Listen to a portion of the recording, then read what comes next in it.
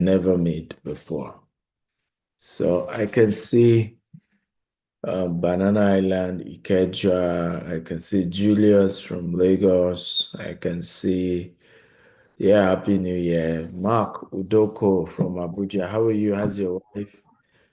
Frank from Cameroon. Frank, did you even do part one? We've done part one. By the way, if you've missed part one, part two, I don't even know what to say.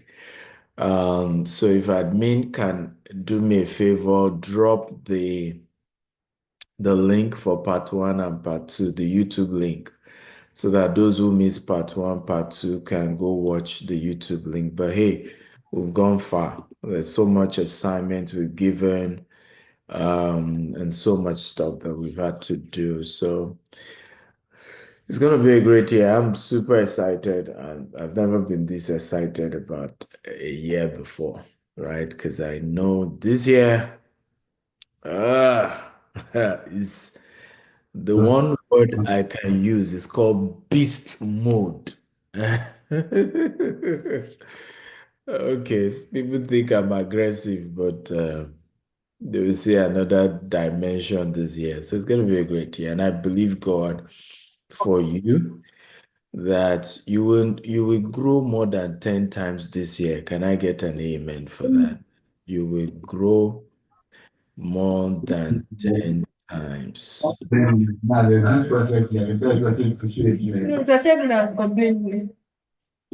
Can you mute yourself? Who is interrupting my class? Tonya, is that you? It's not myself. Okay. So quickly before Izu comes up, I'd like everyone to state what you do for a living and what is the unique approach from what you've learned in part one and part two that you will take to tackle the year 2025. So first of all, what do you do?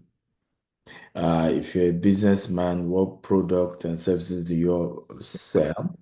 If you're a professional, you state your role and then state a unique approach that you are going to use towards your business or your career this year. Okay? A unique approach that you know will give you an unusual result. Because, hey, you see, let me be honest with you and I. Your change, my change is in my hands, is in your hands. A lot of time we're looking for who to blame for whatever it is that is going on in our lives. But in reality, we should blame ourselves. Things will change when you make up your mind to change.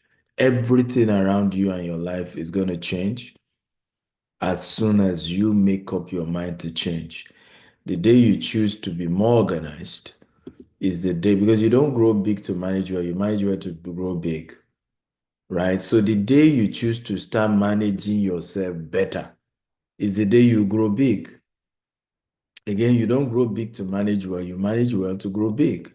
So the day you're ready to start introducing better management systems, better management for your goals, better management for your strategies and ideas and visions, that is when your life begin to change. Let me repeat myself. If you are going to join this class, put on your video, else I will personally evict you from this class. If you can't put on your video, don't join my class. It's a law. Everybody knows that. Mary knows that. Peter knows that. Samuel knows that. The one Temitayo Gumola knows that. Sunday knows that. Victor of Bedford knows that. Mark Idoko knows that. Babatunde knows that. Ekene Otu knows that. Ajayi Damilola knows that. Samuel Asha knows that. Olaoluwa Ojo knows that. So you all know that. So why do you want to upset me to start the year? Okay, put on your video or get out of my show, please. Oluwasegun knows that. Precious Iheanacho knows that. Abel Francis knows that. Emilia Udo knows that. And I'm in the US, so you won't tell me it's my network. My network is very, very good, right? Ezeagu Pascal, you know that. So put on your video or exit my class, please. It's just something I don't compromise on. Your video should be on. So I have Benjamin is a realtor into multi-level marketing. You're welcome, Benjamin Oyeride. Um, Somebody say my Zoom app can't detect camera. Then delete your Zoom app and reinstall it. It's just what we're talking about, proper management here. Use another laptop, use another phone. If you can't manage yourself to attend a class and obey a simple instruction in a class like this, then you are not ready to implement what we are here for. I want to start by playing a video for you guys. Once you are ready, let me know. And let's start today with that because a lot of people reach out to me. I want to be mentored. I want to be mentored. I want mentorship. I want mentorship. My question is, are you even ready for the mentorship? Because mentorship is not, we are not yet, we are not just partners in mentorship. I'm to drive you to success. And most of that process of driving you is not going to be easy. I'm to drive you to success. I still have about 5 people messing up my meeting. Martha Uche, Samuel Asha, James Uche, Jessica Elebio, Eniade Balogun or whatever, Emilia Udo. Get your video on or get out of my Zoom meeting, please. So let me play this to you once again. In your comfort zone, that's when you will fail. You will fail in your comfort zone. Success is not a comfortable procedure. It is a very uncomfortable thing to attempt. So you got to get comfortable being uncomfortable if you ever want to be successful. Start putting some pressure on. Put some pressure on yourself. The last part I want to emphasize is put some pressure. Many of us don't want to put pressure on ourselves. We expect everything to be easy. We want everybody to be nice to us. We're just all about everything just working the way we want it to be. That's not how people grow. You have to be comfortable with being uncomfortable. If anything has changed my life, that is it. I got comfortable with being uncomfortable. I got comfortable with being in rooms with people that are way ahead of me. And I feel so foolish. I feel so small, but I got comfortable with it. I got comfortable being in a room of people talking about billions of dollars. And I'm even struggling to get $1 million, but I got comfortable with it. I got comfortable sitting down with people who are better than me. That's how I got here. And them telling me I need to improve my processes. I'm comfortable with it. Okay? When I sit down with my mentors to have conversation, they're not patting me at the back. They're telling me what to watch out for. They're telling me things I need to improve on. They're not trying to be my best friend. I got uncomfortable with being uncomfortable. I got okay with putting pressure on me. That's how you go far in life. Put pressure on. Stop the ordinary. Stop being okay, being average. I've had some conversation with some of you who want to be my mentee. And I'm just saying to myself, I don't think you are ready. The problem is not that your dreams are too big. The problem is not that you are biting too much. The problem is you are not ready to push yourself. You're not ready. Okay? I can see some of you now. The reason you are not putting on your video is because you are lying on your bed for a goal setting meeting. Are you joking? A goal setting meeting. You're lying on the bed. Okay? So you have to put pressure on. One of the best things that happened to me in my life, and I'll never forget it, was when I decided, okay, to start having a mentor that was hard on me. And I will never forget it because I was a soft CEO. I keep mentioning that person's name to you. His name is Dr. Pebao. Dr. Peb will come to my staff meeting. I have never worked for the man. He's never paid me. It's not as if he's paid me for working for him. And he will come for my staff meeting and lash me in the presence of my staff. I kid you not. One day he was telling us, all the way all of you are doing jelly like, you think business is joke? One day they will come and pack all of you people here with your guy just being nice about everything. Where is contract? I used to just take, what they call gentleman handshake. I'm willing to go into any business with anybody just based on trust, just based on gentleman handshake. And he will come and say, you people, he will abuse me in front of my staff. But you see, I got comfortable even with that. And that's why I'm here. And I didn't know because even then we're still doing tech, and tech was easy. Few years later, I moved into real estate. I now saw the impact of what this man was warning me about. At some point, I had lost 200 million. 200 million in real estate because I was just too nice for business. Just too nice. Wake up, put some pressure on, be hard on yourself. Anyone you see that is great were hard on themselves. Okay, so I'm beginning to remove some people now before I pull up. George, you have not put on your video, so I've removed you. Bye-bye. Valerie, you are next. You did not put on your video, so you're out of my class. Put some pressure on. This is 2025. Ezeagu Pascal. Right? I've removed you from my Zoom. Bye-bye. Mata OJ. I wish you all the best. 2025. Get out. Bye-bye. Who is this one? Olusegun Masako. All right. Dr. Steven. I wish you all the best. Yes, just give me a second. I want to remove all these people whose video is not on. We need to start the year by just obeying simple instructions. While you're doing that, let me just state something. I would not in any way ask for anybody's video to be turned off.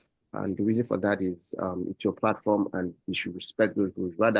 I rather learn from that process. I think some of the people are also coming from my network, but if you're here and clearly states that it's a Dr. Stevens network, I think that I really do think that there's a lot to learn from this process, right?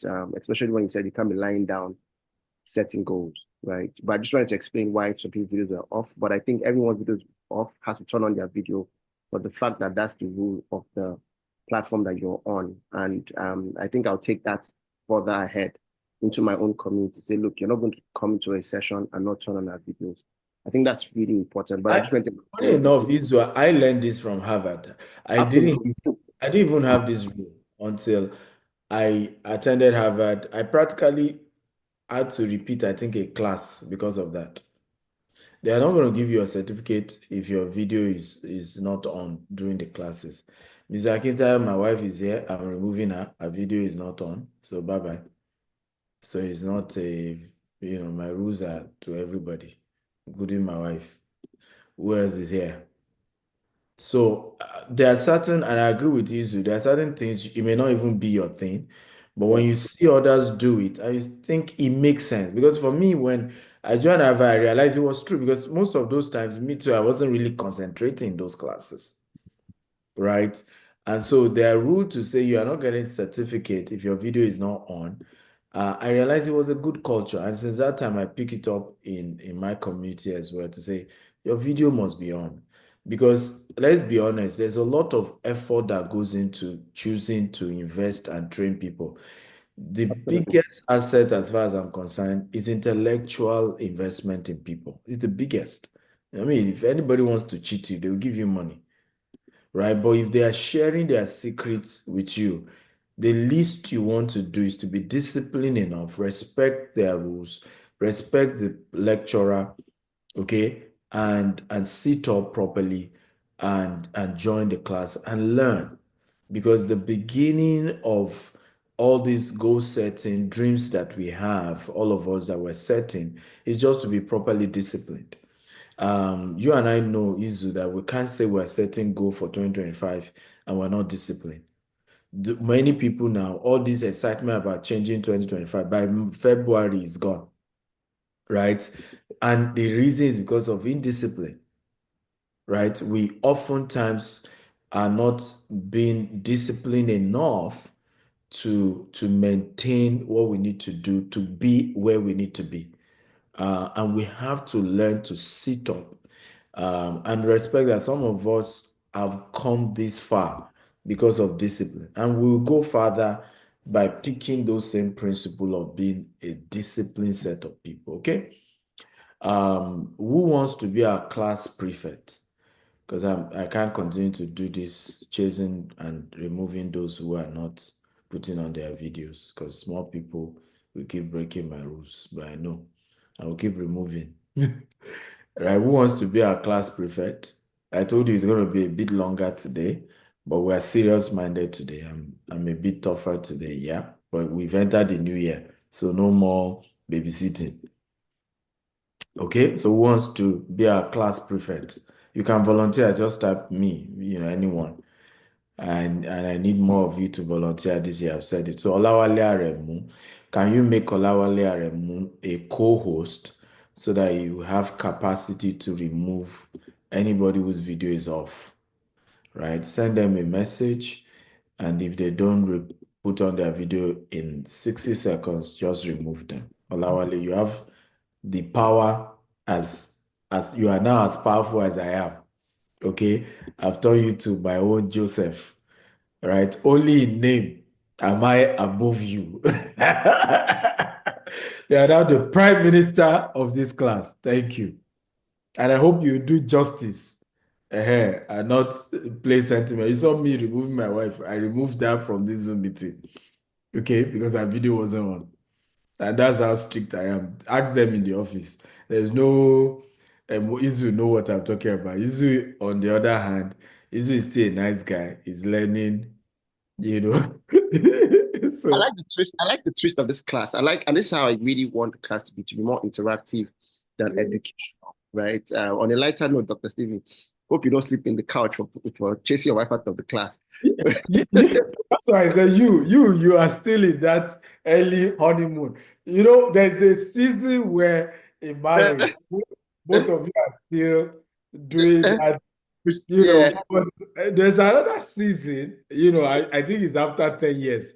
There's nothing to hide. Everybody's blunt to each other. Of course, there is still mutual respect, but Yeah. it's not a respect that you can't be as honest, in the name of, her feelings, my feelings. I had that too. I mean, I thought she cried for me.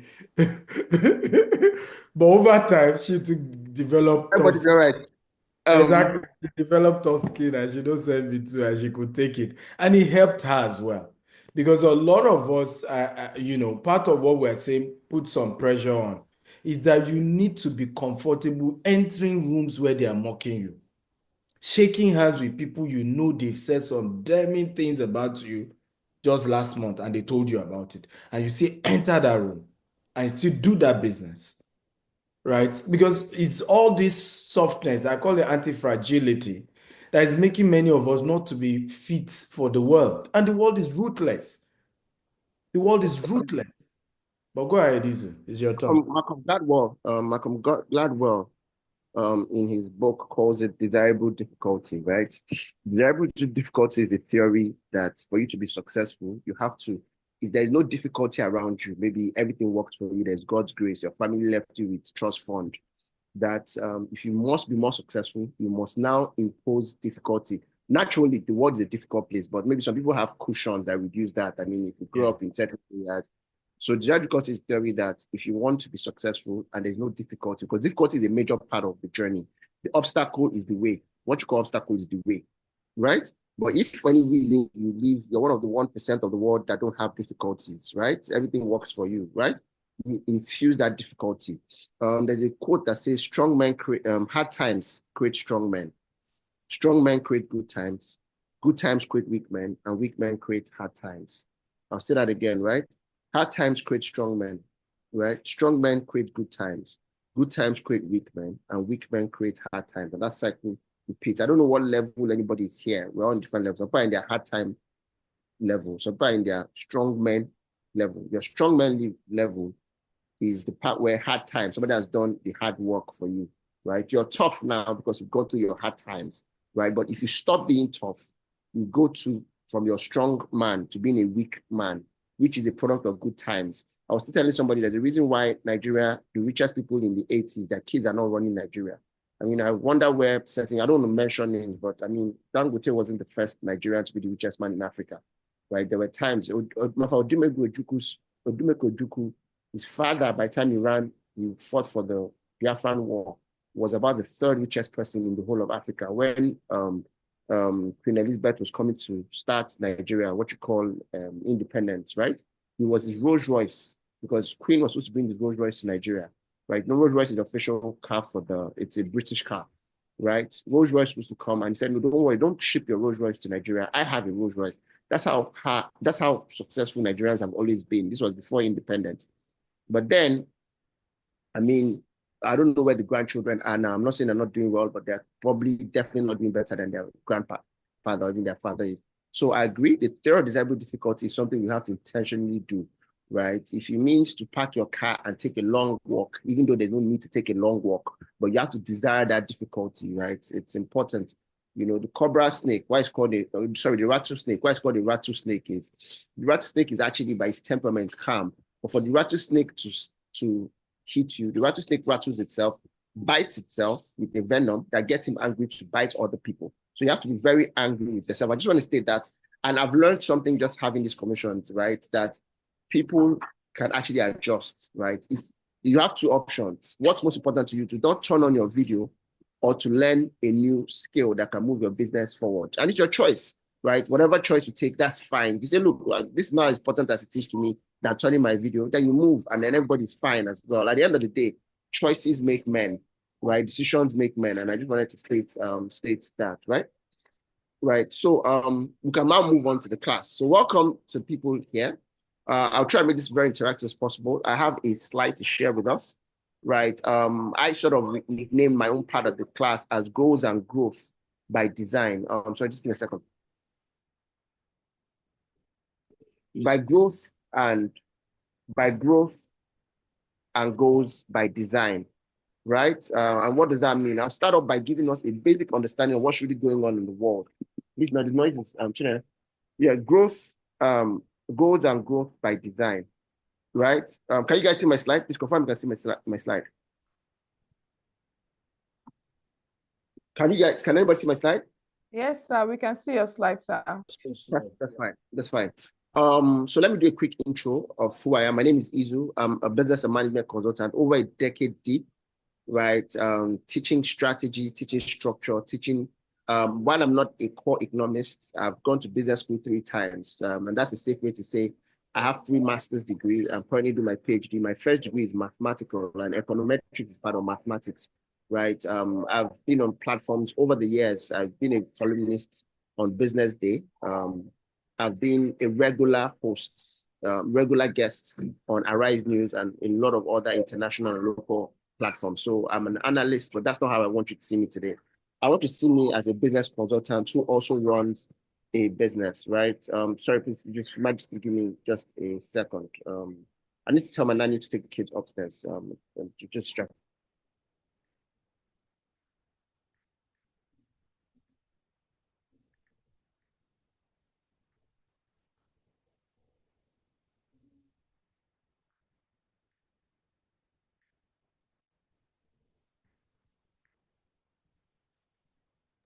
Yeah, sorry, talk about routine. My kids just came out from the park and I don't know why they're all around.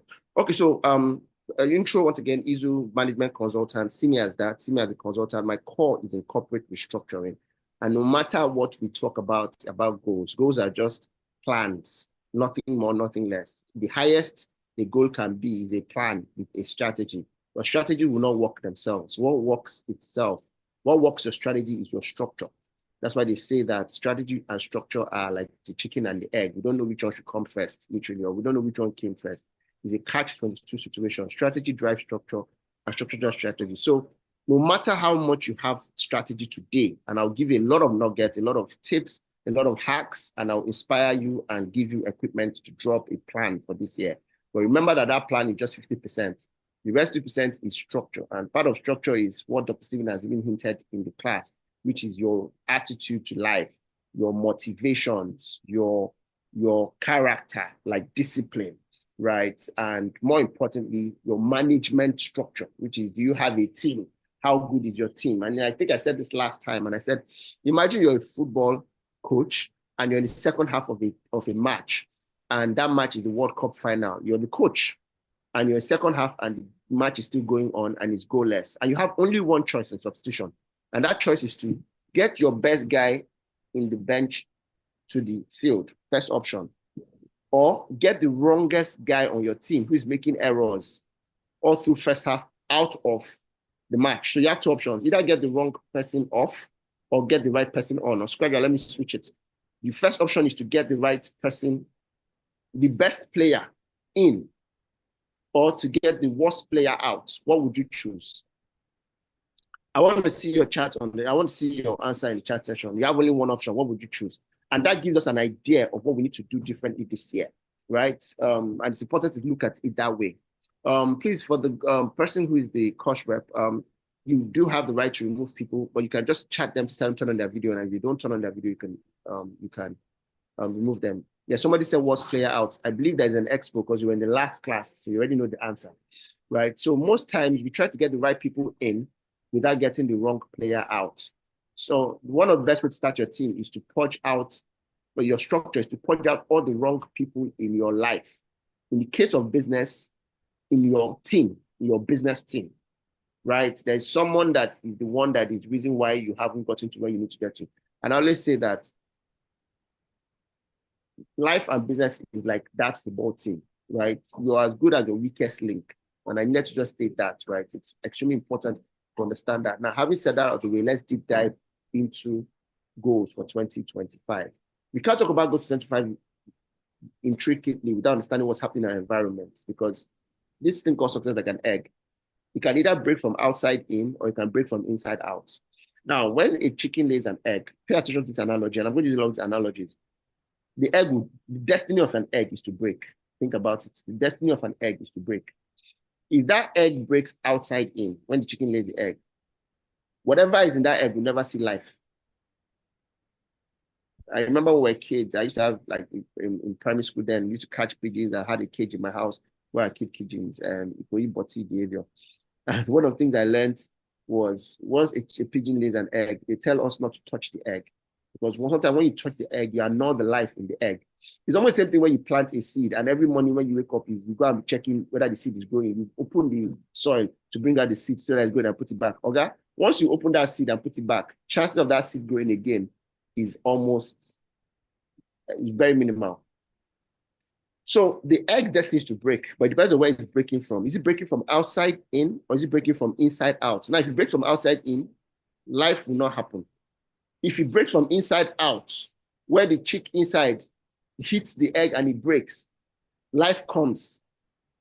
So the world in 2015 would be based on two things. Is the force outside of the earth, or the force outside of your business more than the force inside your business? Or is the force inside your business more than the force outside of your business? I don't know if it sort of makes sense. If the force outside of your business, which is what you call macroeconomics, is more, that means Nigeria energy and ginger and force and problems is more than your own energy to sustain it, you are not growing anywhere. But if you are more prepared than Nigeria is prepared, Nigeria is constantly prepared to show us shiggy, right? It looks like, if somebody cracked the joke, I said, it looks like the president of Nigeria wakes up morning and say, which part of Nigeria should we touch today? Which shiggy? Wait, what is there? Look at, there's too much light. Oga, pull out national grid. Oh, look at these guys, there's so many cars in traffic. They seem to have money to drive car, increase petrol, and that's in a lighter note, right? And there's nothing wrong with that. What is wrong is how prepared are you? In other words, when the change inside of you, the ginger, the energy inside of you is more than the ginger outside, you are good. So that's why I understood that energy that we brought into this meeting. Are you ready? Are you not ready? If the comfort to lie down and not turn on your video is more important than the pain to turn on your video, even if your hair is scattered, right? You know, concern you, right? You know, sometimes, like in church, sometimes when the spirit enters you, you don't even mind, you dance anyhow, even though you yourself know that you cannot dance. But the joy within you is more important than how people feel. I don't know if this sort of makes sense to you. If it does, please let me know. Let me get the vibe so we'll keep writing, right? If the pain and the change inside of you, you see, every human being can change. The problem is, do you have enough motivation to change? If looking at your children and saying, my children have a global perspective to life, so I need to make enough money at the age of 13, if that's your aspiration, to send them to the best school abroad, is not more important than to sleep one more 2 hours, right? Then that's on you, right? Is what's your motivation in the end? So I'll end this by motivational conversation before I deep into why my slide is here. If the pain inside of you is more than the pain outside, you are good. I read a mentor of mine told me something years ago. It says once you pass 20 years, by a large margin, by over 50%, psychologically proven that the human brain cannot change after 20 years, drastically. That's why if you want to change a child when he's still young. As he grows older, it's hard to change his behaviors and his pattern. Patterns are better changed as children. I mean, I tell my kids now, wake up, make your bed. Let them understand that the first thing they must do every time they wake up is to solve problem first before they hit the streets, right? But I mean, if I fail in that, God forbid, they will have to have 10 times more energy to change that some simple thing, right? Solve problem when it's still small, because when it gets bigger, it's harder to solve. Now, here's my conversation, and just understand this. So my mentor said that once you clock 20, human beings can change, but drastically they can't change. The only thing that can change a human being after 20 is pain. Drastically, is pain. You know, this a mentor of mine is Dr. Silva. I think you know the person, right? He's a military general. I've tried to, not with the same person, another person that I tried to introduce you to. He's a military general. You know, he had a sister who was in a marriage. He was busy traveling. Then he was not a general then, but he was a senior executive in the Nigerian military. So he was traveling for courses, and so he had to talk with his sister. True story. And his sister got married to a man who was abusive. He didn't know because he wasn't in Nigeria, right?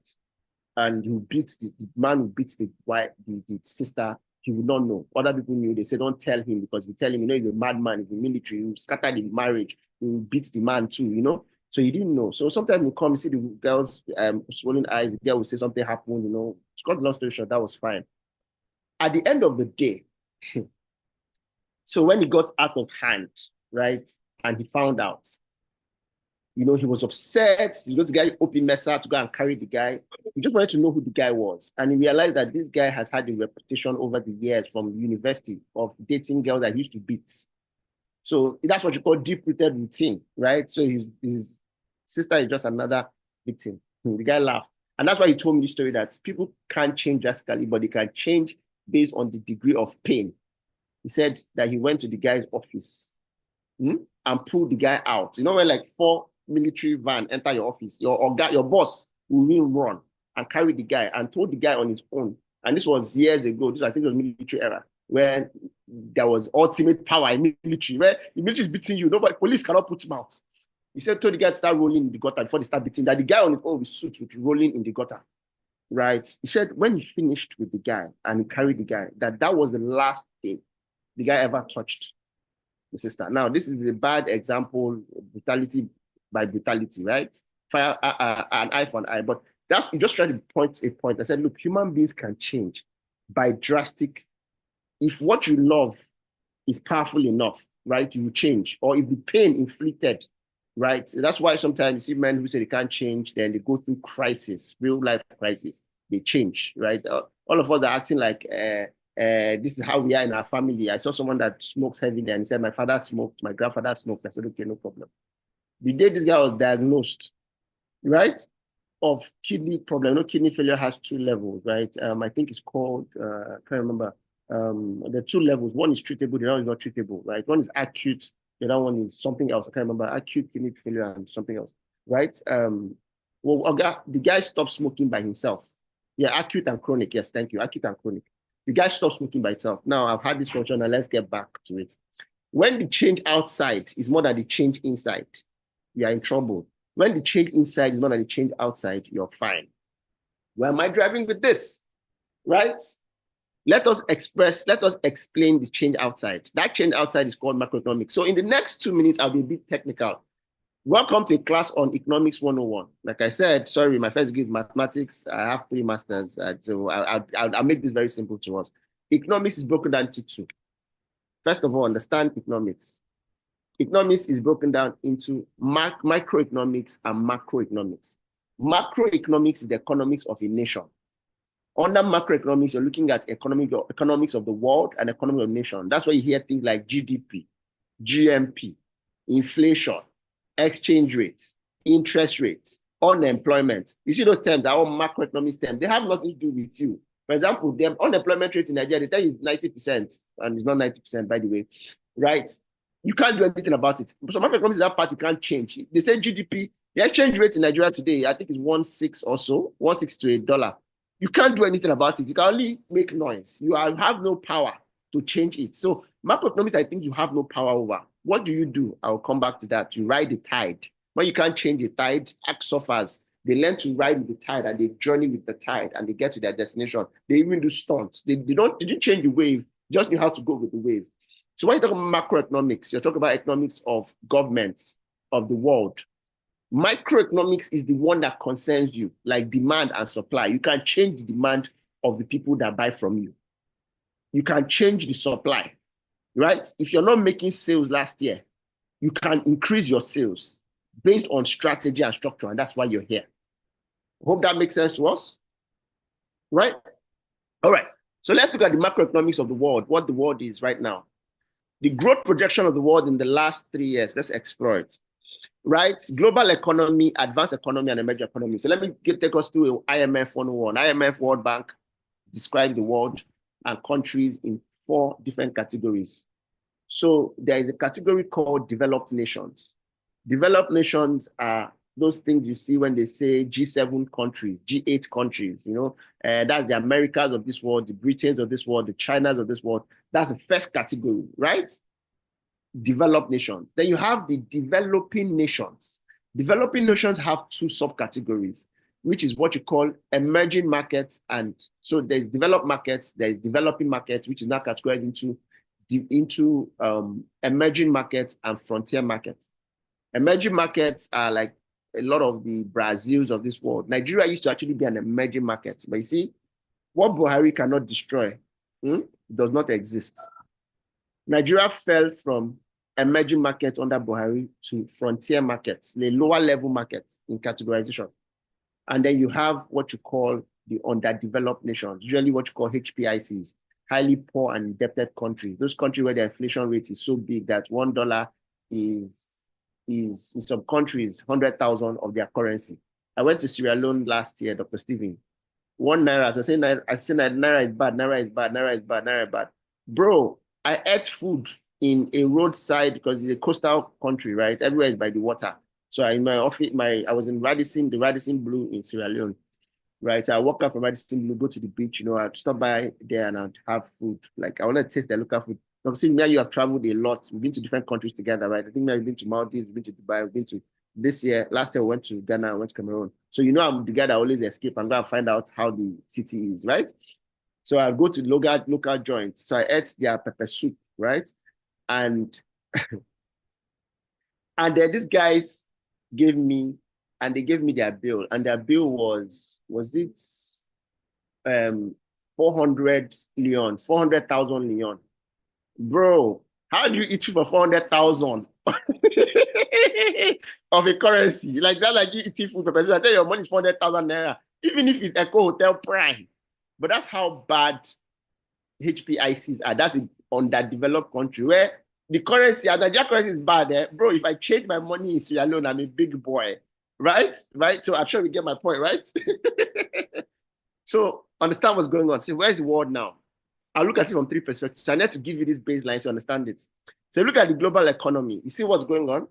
2023, 2024, 2025, nothing really changed. It was at 3.2% for global economy. It didn't really change much. And I'll tell you why. Around 2023, there were triggers that created that. There was a Ukraine war and Russia. Then there was an invasion by, I think there were 2-3 wars in parallel that's been going on for the last 3 years, right? Europe has Ukraine and Russia, Israel and the Gaza Strip and Palestine and all how you have them there, right? And all the smaller wars in different packets, right? And all the insecurities, like what guerrilla warfare is doing in different countries. So these are triggers, and those triggers affect logistics, trade, and they affect oil. You see, oil and logistics is the lifeblood of the world next to technology, right? That's why the world pauses when there is a crisis around Middle East, because Middle East is still the lifeblood of can you guys still see my slide? Let me be sure. Right? But Yes, the world is better actually in business for emerging economies and developed economies. If you look at this, you see that global economy is on standstill. Advanced economy is growing by almost 0.1%. But this is what's happening, right, with global economy, right? So I'm not saying an emerging economy, it's 2024 and 2025 is not going to be that different. So other thing that they've told you in crossover service, that this year the world that, you know, I was listening to something in crossover service, said none of you here would visit the hospital, and everybody shouted amen. I said, okay, it's good to shout amen, but logically, if you have a room of 20,000 people in a stadium, and none of you believe, none of you enter, you go there, I'm sure you know that you're lying to them. By any statistics you want to look at it, 20,000 people cannot be in a place. Even if they say family members, that one person will not go to hospital. So that other BS is over. Crossover has come, we are gone. Whether you go to hospital or not is dependent on how you want to choose to live your life first. And then pray that macroeconomics of God, which is the grace that God has given everybody, you tap into it. That's the grace of good health. When you have grace of good health, does not mean that when your mate is drinking water, you take 4 bottles of Coke or 5 bottles of beer and say that grace is upon you, right? I was telling somebody that when you travel from Nigeria to abroad, you realize that those prayer warriors that post what God does not do, that exist, drastically reduces once they get visa and they travel abroad.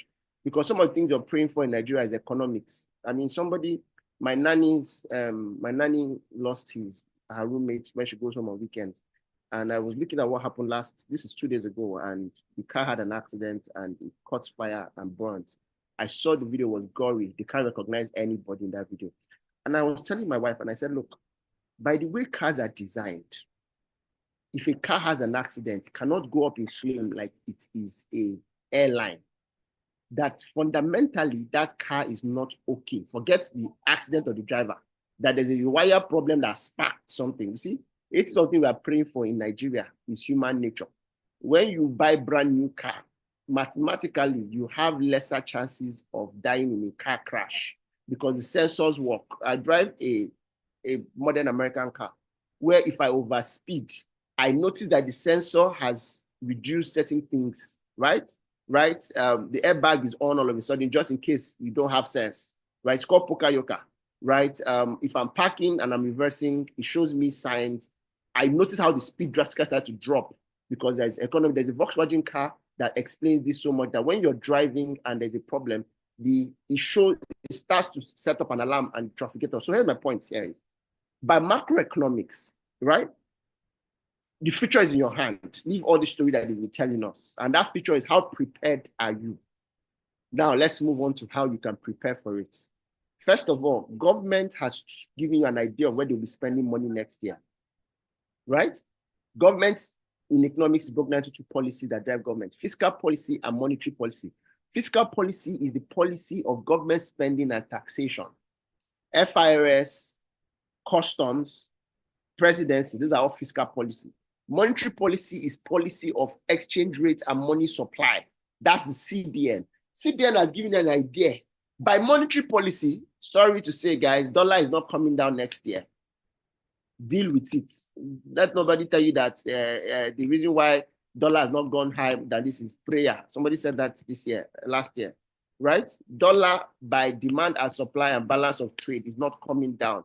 Understand that. So if you know what is good for you now, start to prepare for a price increase in your business. Dr. Stephen, I saw you do that last year when you put out the promo to say, look, from this year, we're going to double it. It's the right thing to do. So you start to manage the expectation. You know, now from clap, then they enter dance. If you want to dance, you start with clap and start moving your leg. We have an idea that you might dance, right? Oh, guys, like for example, I was telling my colleagues that, look, our community, we have a community of CEOs, and I said, we're going to increase, we're going to, one of them is free, we're going to make it paid. Start telling them now, right? The people that want to leave, let them leave now, right? Tell them that you want to focus on clients that can pay you and the ones that cannot pay you. And human beings can change. They'll not start saying, how can we afford you? So they can start to move from, we cannot afford you to how can we afford you? Human beings can afford anything. The same people that are talking like that, if you still see them in supermarkets now buying Becky's bag, right, Hermes, you'll be wondering how. So my point here is, you've got to understand that by monetary policy, our dollar by budgeting for this year, by federal government expect at 1,500. That's a bloody lie, right? You're not going to have dollar 1,500, right? So it's good to peg yours at a particular rate higher than today. That's what the monetary policy is saying. The government, let me show you Nigerian budget just quickly so you can understand. Even for people who are in business here, you can even know where to put your money and where not to put your money. So look at Nigerian current budget. Our current budget this year, right, is pegged at 40-something billion, for something $1 trillion, right? Now, what does that mean? Sorry, our budget for this year is $49.7 trillion. That is 41% higher than last year. 49.7 trillion naira. Sorry, take that back. 49 trillion naira. That is 41% more than last year. How is the government going to fund that? Right? That's a 41% increase. Now, if you look at that budget, it's tagged budget of peace and economic prosperity. So it gives you an idea that Nigerian budget, a major part of it is on security. So a good place to start thinking about is where government is spending money, because government in any industry is the biggest spender in any industry. Even in real estate, government has more budget for housing next year than any real estate company. In security, we have more budget for anything. So why is this important? You know, real estate guys are going to win this year. And I'll tell you why. If you look at the budget, you see that a lot of the money is on infrastructure. Now, once government puts money on infrastructure, all the area that they're putting money already automatically benefit from it. All those coastal roads, people that have land around the coastal road is going to automatically increase if they do not take your land to build coastal road, right? So practically, you have an idea that if you are in that level now, government, by the projection, Nigeria will be richer next year. Why am I saying next year? This year. But Nigeria will be richer this year, but Nigerians will be poorer. And let me tell you why this is important. When a country in an emerging economy becomes poorer, what happens is that the people in that country, as a reflex action, do less buying of brand new stuff and now buy more of secondhand things. They don't make, they revamp and restructure the meeting. You want to say hello? Right? Right. So let me give a good example.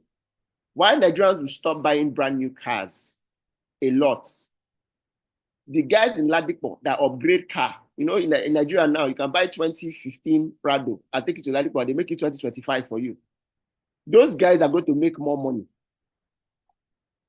Right? While people are not going to buy new houses, people will renovate their houses more. Right? I was still telling a fashion designer, I said, look, let me tell you what I think should happen. You are into bridal, right? You sew bridal clothes, right? Gowns for weddings. I said, start up a new business that rents bridal gowns. Does anybody get my point? Because people get so logical. It's 5 o'clock. Why going to spend 300K or 500K on a bridal dress? Because the economy is worse. When it's just something I wear once, hopefully, if you don't have a divorce and have to marry again, you wear it just once. Some people say, yeah, my children can wear it. I don't know how many people's children have wore the gown that their mother wore during their wedding. I think the taste is the same. People will say, can I get the same quality, right, for just one day? After all, when you're walking down the aisle, nobody knows whether you borrowed or you bought. So repair business is going to be bigger next year. And repair business in Nigeria, a lot of them are not structured. I don't know if this sort of makes sense, right? So I've given you an idea of what the snapshot Nigerian budget is, right? A lot of that budget is going to come from loan. So government is going to borrow more money next year, as usual, right? If you look at this budget, you see that they're benchmarking that barrel of oil will be $75. I think is fair. Oil production at 2.6 million barrel per day. I think it makes sense. Tinubu's superpower is a negotiator. He will negotiate everything to make sure that oil production is not halted, including with the restiveness in Niger Delta, making sure that some of our refineries are working. Hope you know that this year, the Bua refinery in Akwa Ibom will probably start. Hopefully, Kaduna refinery will start to revamp, and Port Harcourt refinery and Warri refinery getting better. My point here is very simple, right? This is how the world is. Now, let's get and conclude with how this affects your business.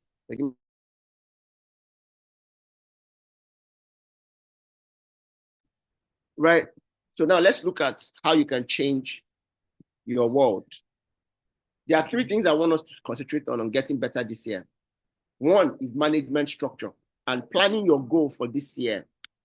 Right? One of the things you want to do for your business is plan your business around 4 variables. 1, experience. 2, structure. 3, finance. And 4, innovation. Right? Let me say that again. Structure, 1, innovation, 2, 3, finance, and 4, experience.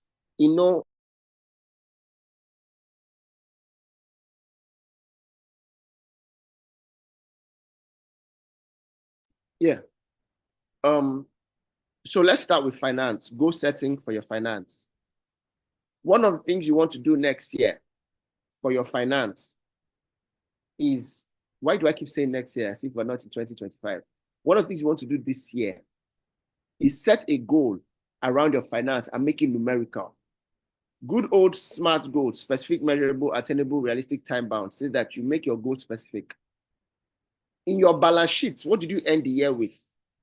What do you want to end the year next year? Write it down. If you want to make it as dramatic as writing a check and writing the amount you want to cash out and put it in your mirror or wherever it is, please do that.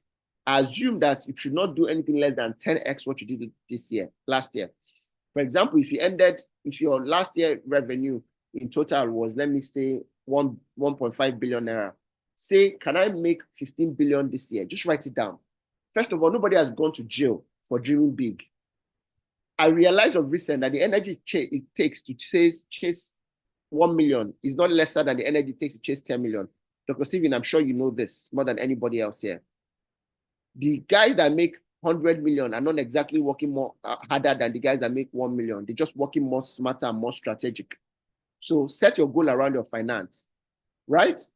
And 2, if you have a team to drive that finance, make them understand that goal and appeal to their self-interest. So this is what I've done in my own small company. I ended the year with a bit of a bonus to everybody.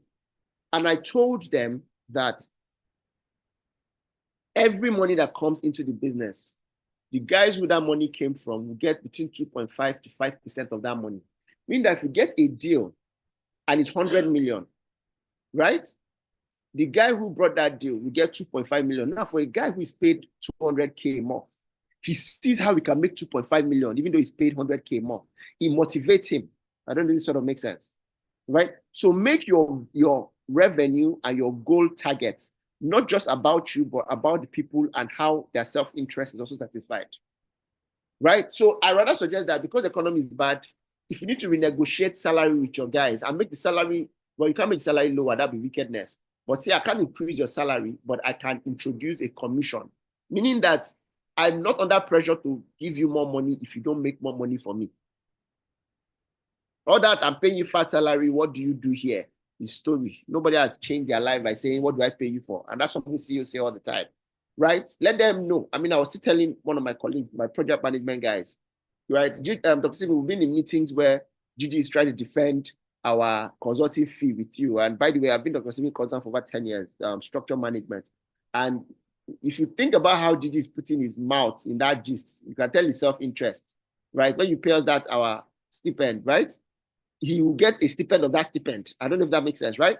So he's inspired. I don't have to wake up and tell him, are you in GTEx or not? He has to be in GTEx because at the end of the month, we'll calculate how many times he showed up in GTEx and say that will tell me how much he's paid. So meaning that let performance be variable and let rewards be performance driven and make it a variable and not a fixed. I know this sort of makes sense, right? Right. Now let's go to structure, which is where I'm going to. Then under even that finance, create a budget for your revenue.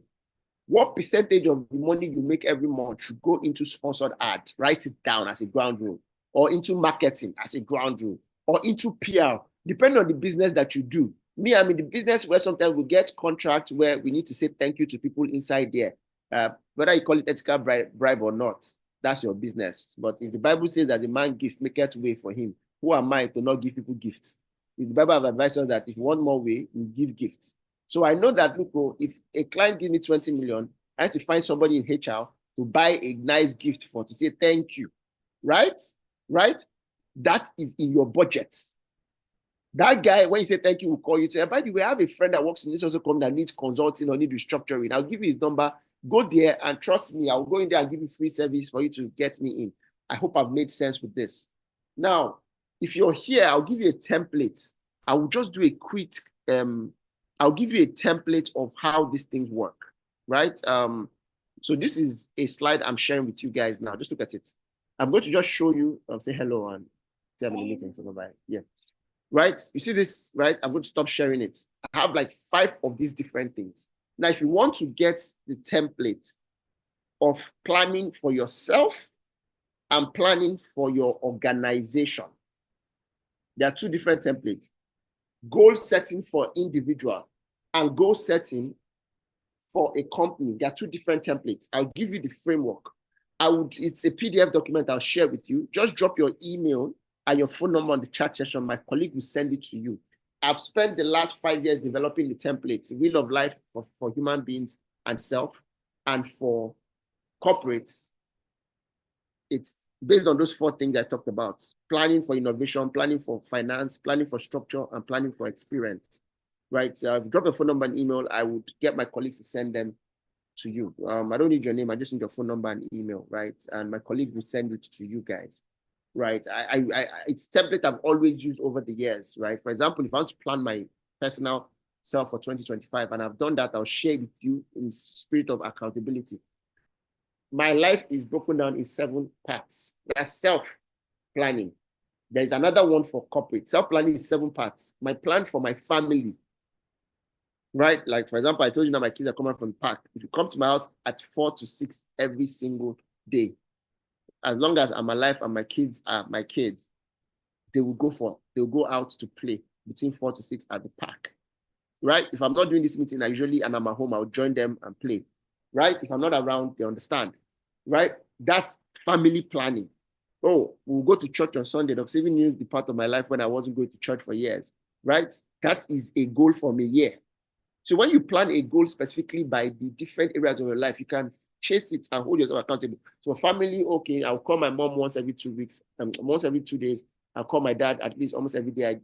For some strange reason, I engage my dad when I engage my mom. I think my dad is a bully and he will disturb me if I don't call him. If he doesn't hear from me in a day, he wants to speak to his grandchildren and all that. But that's a structure. So I have structure for things, right? I have structure for, I'll talk to my mother-in-laws. I'll talk to my father-in-law. Sadly, I lost him last year, right? But you see, that's on family. On health, what's my plan for health, right? You open my fridge, you're likely not going to see carbonated water there, right? I drink lightly, but you're not going to see a drink in my house. If I want to drink, I go out and I have drinks and I come back home, just so that I'm not one of those people who in the house, when I feel like having a beer, I open my fridge and I get a beer, right? That's family planning. That's health, spirituality. What day of the week do you fast? You write it down. So goals are not New Year resolutions. New Year resolutions are, pardon my friend, they are BS. Every year, I work with iFitness. We've built over 200 brands in the last 10 years as a management consultant. The biggest companies in this country, with also humility, we are part of the building of those business. Every year, let me tell you this for a fact, iFitness has the biggest gym chain in the whole of Africa. In Nigeria alone, they have 22 branches. Every year in iFitness, there's a spike in their revenue and in their membership in January. Does everybody know why? I'm sure you guys know why. Because all of you did New Year resolution that this year I will lose weight. Then by February, March, they stopped going to the gym drastically. Nike has the same trajectory. People have bought more trainers and sports shoes in December to start working out. All that one is Buga, is New Year resolution. When you get busy, you forget it. What is now more superior is PS, is New Year resolution, is goal, is the strategy and the structure. Most people stop at New Year resolution, they don't go to strategy and structure. Do you want to say hello? You want to say hello to them? They don't go beyond strategy and structure, right? So I'm hoping this is making sense to the people who are here. So I'll send you that template, right? And then you get to use it. One of the things also I'll suggest you do next year beyond setting the goals is for you to Victory, please can you Victory, please confirm you're in this meeting. You just unmute and say yes. I want to be sure you're in the meeting. Or anyone from Xavier. So another thing you want to do next year, right, is to this year is to have an accountability partner. Right? Now, what's an accountability partner? Somebody in your life who knows what your goals are, right? And is going to be with you in driving those goals, right? And the best way to do this is through a mentor. So one thing you should not start this year without, right, is not having a mentor. Now, me and Dr. Stephen have started a company together, and I mean, I'm very honored to say that Dr. Stephen is my friend. Over a decade, there are very few people who are as close as he is to me, and vice versa. I think that somebody was asking which is better, is it business built on friendship or friendship built on business? I said it's both. I think we're friends that have built business together, and our businesses, as the nature of our business, we become closer as friends, right? Sometimes we pull out our hat as friends and we argue as business consultants and clients. And now, but one thing, get yourself a Dr. Stephen in your life. That's my conversation here. And get yourself an Izu in your life. We've built a lot of businesses individually together that we've come together to now start up a company together. It's called G&H, right? You're going to hear a lot more about that when he starts to talk about that, right? We're starting a podcast. We've shot a lot of videos. I don't think I should even let that cut out of the bag now, but we're going to see a lot of our media together next year. We have a mentorship program. He has mine, he has his, I have mine. If you're interested in joining either of them, please drop your phone number and email, or maybe when my colleagues call, we'll tell you more about it, right? It's not cheap, right? I think the Civil mentorship program is way like 10 times more than mine, but in the end, if you can afford both or anyone, that's fine, or you can do the G&H. I just want to state that there, but you need, everybody needs an inner circle, people that they hold accountable and hold them accountable. Somebody that, because you're going to meet him next week to discuss, you can't afford to not do anyhow. You see, last year, I had so many people go through divorce last year. Dr. Stephen knows a few. And I noticed a trend that most of the people that went through divorce were people that didn't have mentors in their lives, right? So get yourself a mentor, somebody who you fear, who, if anything, if your wife says, I'll go and tell this person, or if your staff even says, I'll tell this person, you behave yourself. If you're the kind of person who likes to sexually harass people in your company for whatever dumb reason that is, you know that you have a board that the person can report to, or you like to hold salaries unnecessarily, you know that the board can ask, like, come, how did you make this amount of money and you have not paid salary? Everybody needs accountability. Even God, though, even God has God the Father, God the Son, God the Holy Spirit. And only you want to be Father, Son, and Holy Spirit in your own business. God has, if you read the Bible, it talks about like the angels, the host of angels, the elders, right? It almost gives you an idea of that there's a governing council in heaven, right? Get yourself a governing council, a board that's under structure. Don't go this year. I mean, I've sat on Dr. Stephen board for Dr. Stephen for how long? I mean, back and forth for almost a decade. And I've seen the power of a board.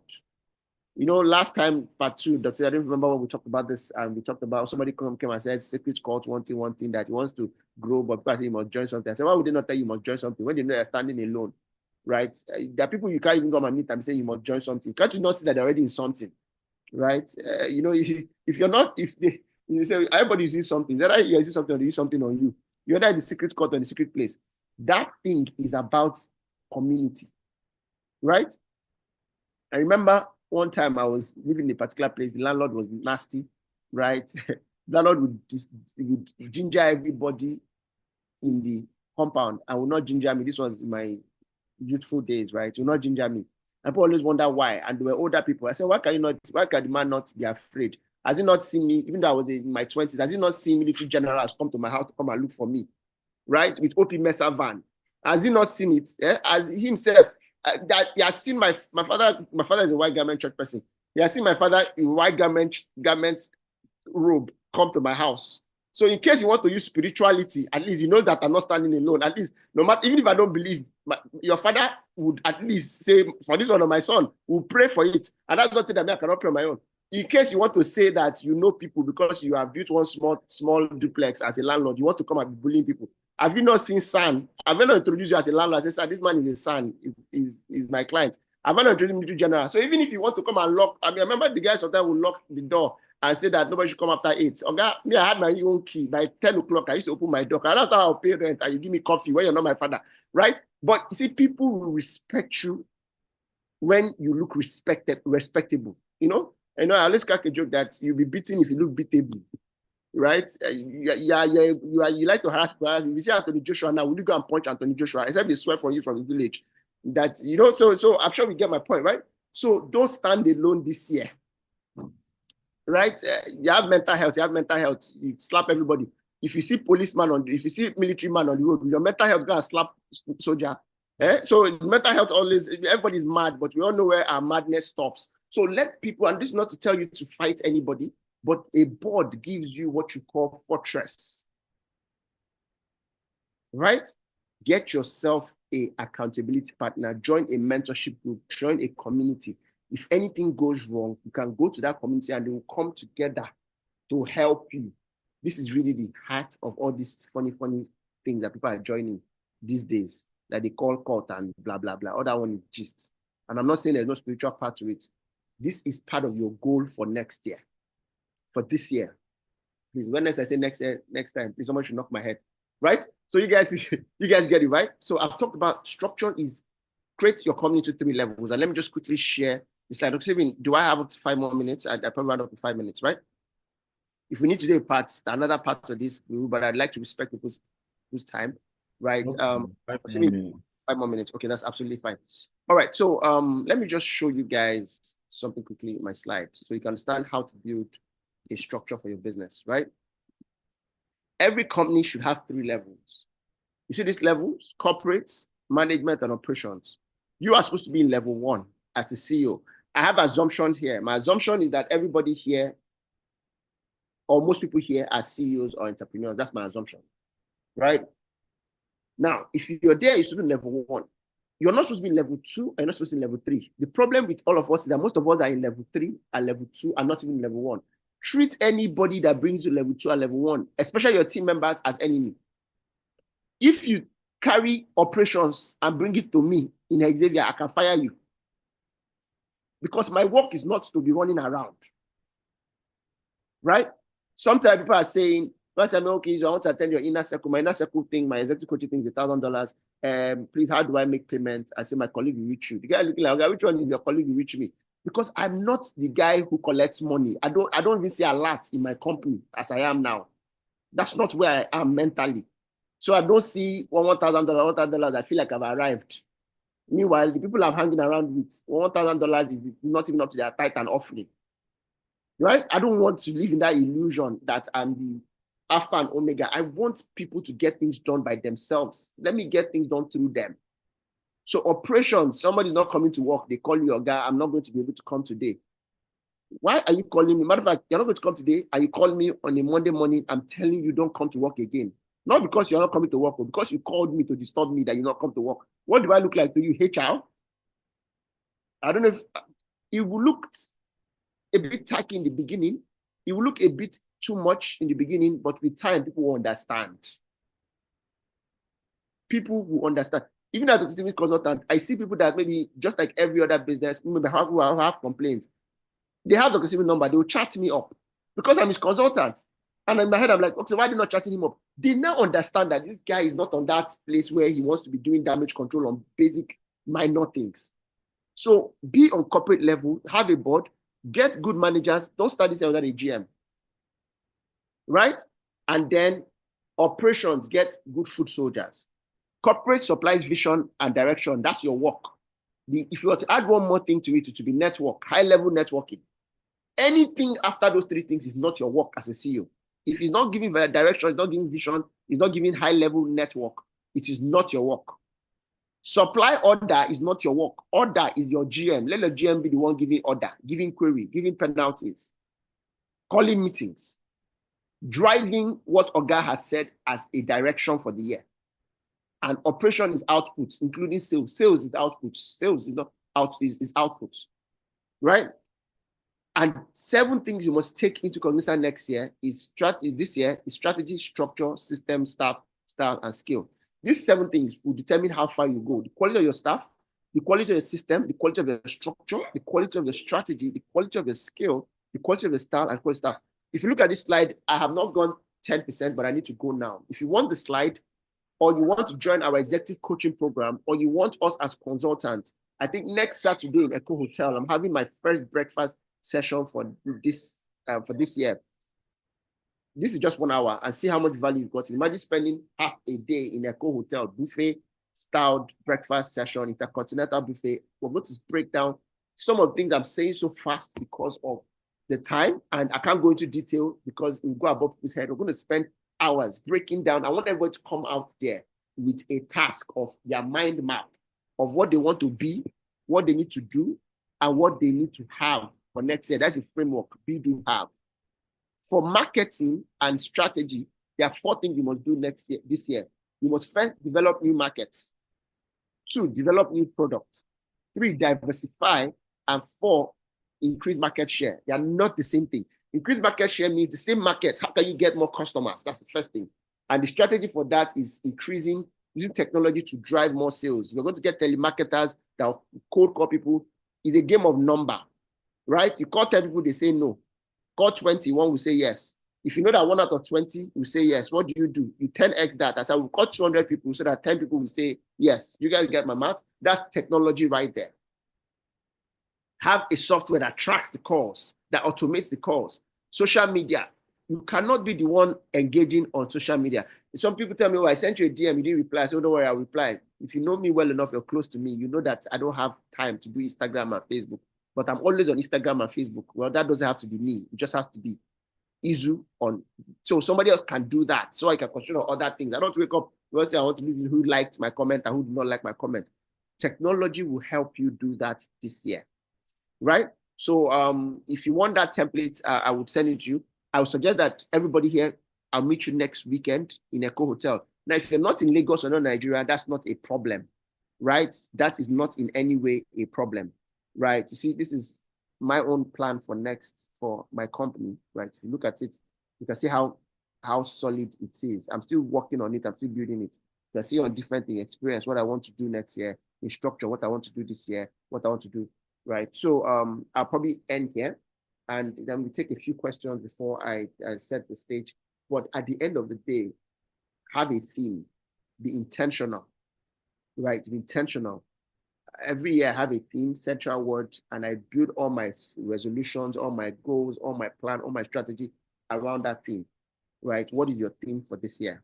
I hope this was worth your time, right? I would see you in Echo Hotel. If you can't come physically, there's a virtual version. You can pay for virtual. You stream live. You can sign up to that. I think it's 100 and something thousand. Or you want to join our inner circle, I think that's $1,000. Or you want call consultant. Consulting start from 10K USD. But more importantly, you want to be part of G&H for structure. I think you need a Izu. I need a Dr. Steven in your life. Thank you guys, and I hope it was worth your time. If it was, please give a thumbs up. Dr. Steven, over to you. Okay, thank you, Izu, for that. I hope you guys got a lot of value. I'm aware some of you are not in Nigeria, but so when it was breaking down Nigerian budget, just see that as a case study, right? So that you probably now might be interested in UK budgets in Cameroon budget, in South African budget, Rwanda budget, for those of you who are from other parts of the world joining this class, or US budget as well. So you can then see what are the areas that are going to grow, what are the areas where opportunities are going to come, how do you position yourself, and so on and so forth. So once again, thank you for being part of today's class. How many of you have gotten so much value in the part one that we've done? How many of you? Whether you're watching on Facebook, I can see we have, almost 100 people watching live on Facebook. We have people watching on YouTube.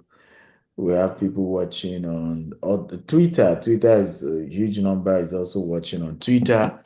So if you got value, just type, I got value, I got value, I got value. Now, I want you to invite more people to join us, whether on Facebook, whether here on Zoom. Send this link to some people. Some of you have friends who are business owners. Send the link to them. Some of you have maybe your number 2 person, general manager. Send it to your C-suite executives as well. All my own staff are here. Okay, at least most of them. And the reason is because I'm not raising employees, I'm raising CEOs, right? I quit, managing staff, I think 2, 3 years ago. I now manage CEOs. That's my job. And I want to raise as many CEOs as possible. And I want them to be hearing conversations that is going on to CEOs so they can start thinking like one. Okay, they may be junior staff today, but their mind is beginning to carry the weight, their mind, because it all begins with your mind. Their mind is beginning to carry the weight of what does it look like to be an MD? What does it look like to be a CEO? What are the approach? What are the thinking pattern? What are the ideologies? What are the mindset? What are the mentality? Okay, because it's totally different. You can't, there are some mindsets that is the reason why some people's businesses are not growing. Okay, and it's a mindset. Okay, and I can assure you the growth you seek in 2025 is about your mind changing. One of the things that must change in your mind is what I shared. Embrace pain. Okay, we're soon going to do Q&A. Embrace pain. Everybody type, I will embrace pain in 2025. Not all pain are bad. A lot of pain help you to restructure your thinking. Divine, come and help me close this door because there's echoing. Someone should help me close this door. Right? Embrace pain. Not all pain is bad. Let me say this. There is nothing that builds your character like pain. Nothing that builds your character like pain. Nothing. I was sharing with you earlier some of my mentors, how they shaped my mind. I've had experiences where nothing taught today now. I do not care how much I am owing you. Okay, will go talk face to face. I have an amount that is supposed to be due $3.3 million in at 30th of January. I'm supposed to pay that money. Now, due to, of course, one thing or the other, I won't be able to pay. I had a meeting last 2 weeks with the person involved, face to face, Oga, and he was supposed to take a portion of the money away of what I've already paid if I default. And I said to him, I said, look, this January deadline, I'm sorry I won't be able to pay. Right? But give me an extension. This is what can work. This is what will work. And I build.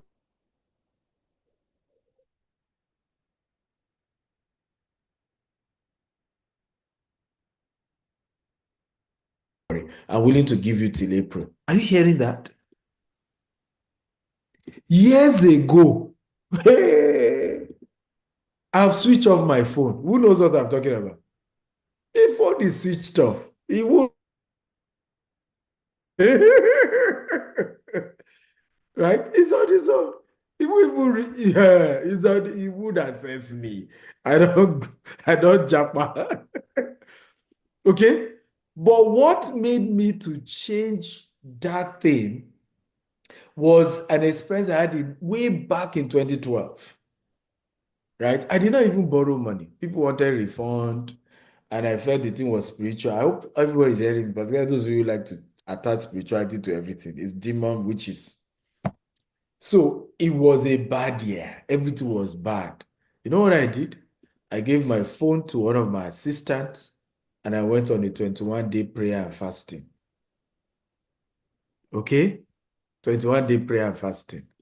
That, oh Lord of heaven, all the fire, all the wickedness, all the enemy, all the killing, I was killing them one by one without knowing that the clients that wanted refund were chasing me, using police here and there.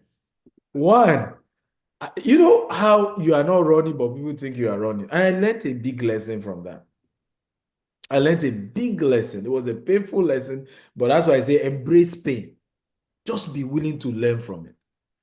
I was coming from my prayer meeting. I had entered taxi. I didn't have a car then. And I just saw this particular client who was involved, because I've shut down the office. You know, things were tough. We couldn't even renew the rent. So we just shut down the office. So I thought it was coincident that she too came to Canaan land. I stopped my taxi and then walk up to the woman. I said, what are you doing here? She allowed me to get close. As I got closer, she jacked my shirt. I started shouting, Ole, Ole, Ole, help me, Ole. What happened? So I went to his office. His office is shut down. I used to be a property broker that was selling for a real estate company. She said they didn't give her a document. I said, but I'm not the owner of the company. I'm not the owner. She said, you went. And what was funny is that she even went to the real estate company. Oh. They were open. Oh. But because she bought through me, she held my shirt. Hey, Egbabio, and people gathered. I say, che. So today, a lot of our corporate executives don't know why.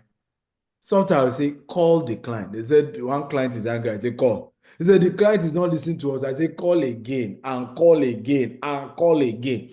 The first rule, and I hope this is helping those who have some form of debt. And me and Dr. Cosmos still share this in the new book me and him are authoring. The first rule of indebtedness: overcall the person that you are owing. Overcall them. Let it be. By the way, I'm seeing a huge number of people not putting on their video. Please, please. You know my rules. Just obey it, please. Put on your video. Thank you. The rule is call and call and call. Everybody say, I will call. I will call. Angry customer, call. Indebted client, call. Right? Let them be the one to say, this man, stop calling me. I'll be the one to call you. And I'm not saying call them to say I will pay you, because you don't have the money. Call them to say, I'm aware I'm owing you. Give me some time. Okay? I'm aware the services has not been delivered. Give me some time. As long as you are confronting them, there's nothing anybody can do to you. Are you aware? If you even owe somebody and they take you to the judge, are you aware the judge will say, ask you, when can you pay? Are you aware? If you're aware, tap I'm aware. If you're not aware, tap I'm not aware. And if you tell the judge it will take you 50 years to pay, there's nothing the judge can do. In fact, I remember I was in those situations. Some of my older people now say, Stevie, you switch off, you gave your phone to PA. Because the assistant then, we're a smaller company. The assistant I gave my phone to, you know what he did? He threw my phone somewhere else. Because as people started calling and threatening, so he too wasn't picking the calls. He wasn't picking the calls. So they were saying to me, said, look, as long as you confront, as long as you are talking to your debtor, even if the debtor takes you to a judge, the judge will still ask you the same question. When can you pay? And the man, I remember, very elderly, he said, I've once had this problem where I was owing. Something happened with my business. He said they brought me before the judge. And I told the judge, maybe 100 years. The judge busted into laughter. He said, because your Lord, I don't want to deceive you. I don't have source of income at this moment. Right? I don't have source of income.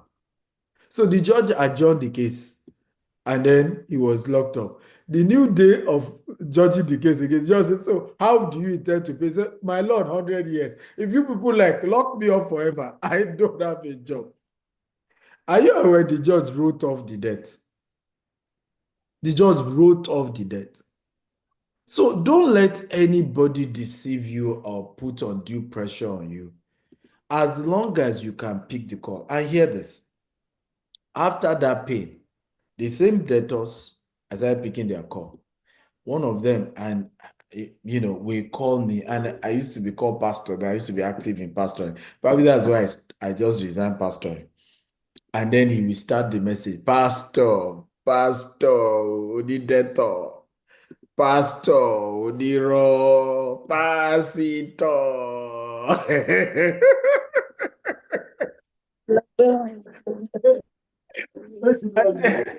We'll go on. Please mute yourself. Who is distracted here? I'm being vulnerable here, and it's because I know many of you are going through tough times in your business. And when you have me as a coach, we are not deceiving you. It's direct. And I can assure you, the same thing me and my mentors have. Okay? My last session with Bishop Oyedepo, I could not believe some things he was telling me. He was as vulnerable can be. And if people really care about you, and that's why I never take for granted mentors who are vulnerable with you. Never. Okay? Because they are the ones who really can help you. A lot of time people don't know that it's easy for every one of us to package you. I hope you know packaging is easy. We all can package. Right? But when you meet people who can be as open, as honest, and share experiences they've gone through, those are people you shouldn't joke with as a mentor. So they will insult me, I will beg them, but I will still call them. Right? Another week, I think one I was calling every week. Are we learning, guys? If we're learning type, I'm learning. Every week I was calling that person. Every week. Every week. And most times the person will insult me. But good news, guys. One day I had a business breakthrough. Good news. And I promise you will laugh last. You will laugh last. And the business breakthrough allowed me to clear all my debt at once. At once. And I remember after paying all the bills, I then started calling them. I said, did you get the alerts? I told you, I'm a man of integrity. I told you, I will pay you. I told you, I was having that conversation with, anger. I told you. I keep to my words. I told you. You better. Today, right? Many of those people do not even qualify to be a middleman level manager in my company. Let me say that again. Many of those people do not even qualify to be a middle level manager in the company I have built today. So embrace the pain, because the same people mocking you will bear witness that they knew when you were struggling. They knew your story. And pain only builds your character. Are we learning at all? Pain only what? Builds your character. And so today, I don't care what business challenge. I've been so cooked. I'm ready to face it headlong. Okay? Headlong. I'm not running from any trouble. Trouble, come. Let's go there. Okay? Let's go there. How many of you are excited about this? Type I'm excited, and I hope you will do it. It's not easy, but do it. It's not easy, but do it. That's how to grow. Okay? It's not easy, but do it. So, assignment number 1. Okay? Get your customer service to start calling people. starting from Monday. Customers that are not happy, let them call them and tell them a new deadline to meet whatever the customer is desiring. Number two, customers that ask for refund, call them, appeal to them for a new deadline to pay their money back. Number three, customers that are also owing you, because if those owing you don't pay, you also will not meet up the deadline. So call those owing you as well and let them know there's a deadline for them to pay you, right? Else you will cut off your services with them. Okay? But confront the monster. Confront the monster. If it means employing new set of employees who are bold enough to make those calls, move aside the ones who have been calling and couldn't get your money back and get a new set. We did that.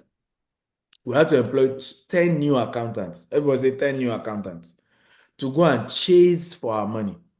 Because we check our account, people are owing us billions, over 2 billion. In fact, about 3 billion or more. Okay, just being owed. And I'm talking of money due. Some have been due 5 years. Some have been due. They are not even recently due money. Some have been due 3 years, 2 years, 4 years. And we gave a new deadline. We did a press conference. Guess what? The money have started coming. Okay, so what did that tell me? The old set of people who were told to be doing the collection, okay, were not competent enough. They don't want to have those tough conversations. No, you can't call anybody and say you are owing us, give us our money back, and they will be nice to you. Many of them will slam the call on you. Many of them will insult you. Many of them will call you name. But you need people who are tough enough to get your money back. Because if all the money you are being owed is not paid, you cannot meet up your obligations. Are we learning, guys? Come on, I love an interactive class. I'm not like Izu. I love interactive class. So again, are you learning? You are learning. Yes, sir. Type in Yes, the sir. chat. I am learning. I don't know about us. So very important that you take seriously these conversations. Very, very important. Business is not easy. It's a tough one, but be ready to face it and be ready to give it all the best. Okay? I noticed that if my staff, my executive assistant is here, the video profile you put here is the old one. I have a new video profile. I don't know if you can send it to me on WhatsApp now, so that I'm going to play it to you. And that is where I am starting today's training with. I want to play you my new profile, and I want everybody to look at it and tell me what's different, because I want you to do the same. Okay? So I believe most of you have watched my old profile. Okay. I want to believe so. So if you haven't watched my old profile, okay, let me do this. I'll play you the old profile because I want you all to go and change your profile as business owners, as executives, have an updated profile. So let me start by playing you my old profile, and then I'll play the new one. I want to spot the difference. Dr. Stephen Akintayo is Africa's most influential investment coach. He is a member of the Forbes Business Council and a recipient of several prestigious awards, including the Forbes Best of Africa, Leading Investment Coach and Real Estate Mogul by Forbes Best of Africa Award. He is the chairman of G-Text Holdings and the founder of Stephen Akintayo Foundation. G-Text Holdings is the mother company of 11 subsidiaries with a highly innovative and young workforce. These subsidiaries include G-Text Homes, G-Text Land, Stephen Akintayo Foundation, G-Vest, G-Text Farms, G-Text and Associates, G-Text Academy, G-Text Soft, G-Text Hub. G-Text Holdings has several branches in Nigeria, which include Lagos State, Ibadan, Abeokuta, Asaba, Abuja, and Port Harcourt. Other offices are in Dubai, the UK, and the US, and the company plans to extend operations to other African countries like Ghana, Rwanda, and Uganda.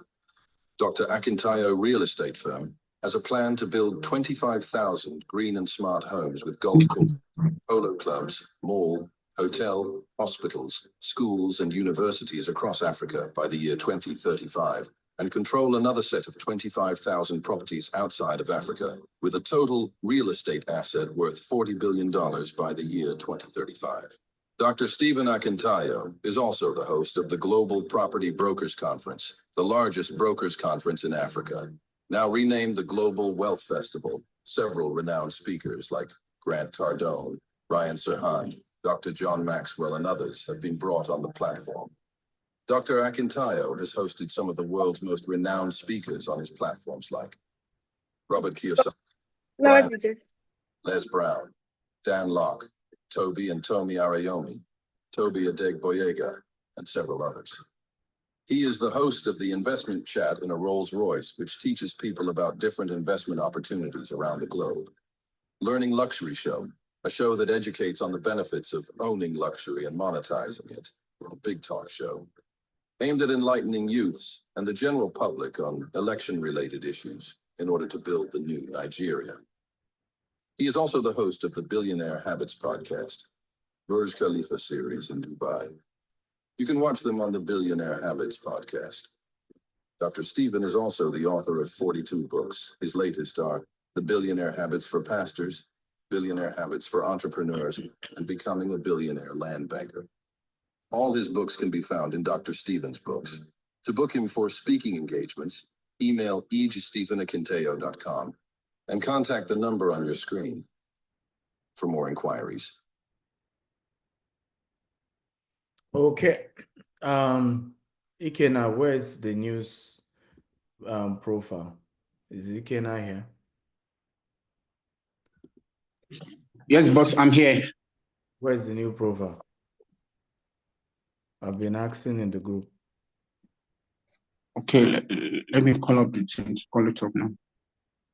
Okay, so I'm going to play the new profile to you. Please note it once it's played. I want you to whether you can spot the difference. So I'll move to second thing I want to talk about. Today is my birthday, and I'm just super excited. Today is my birthday, and I'm just super excited.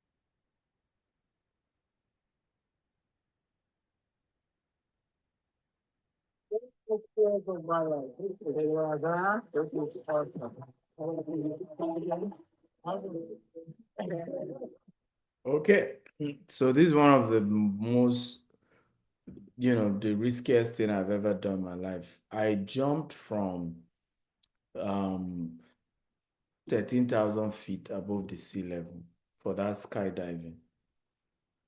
Now, let me tell you the part you didn't see in that video. I had the courage to try it, but I was the 10th person to dive. So when the first person dived, the second person, the third person, the fourth person, fear started catching me.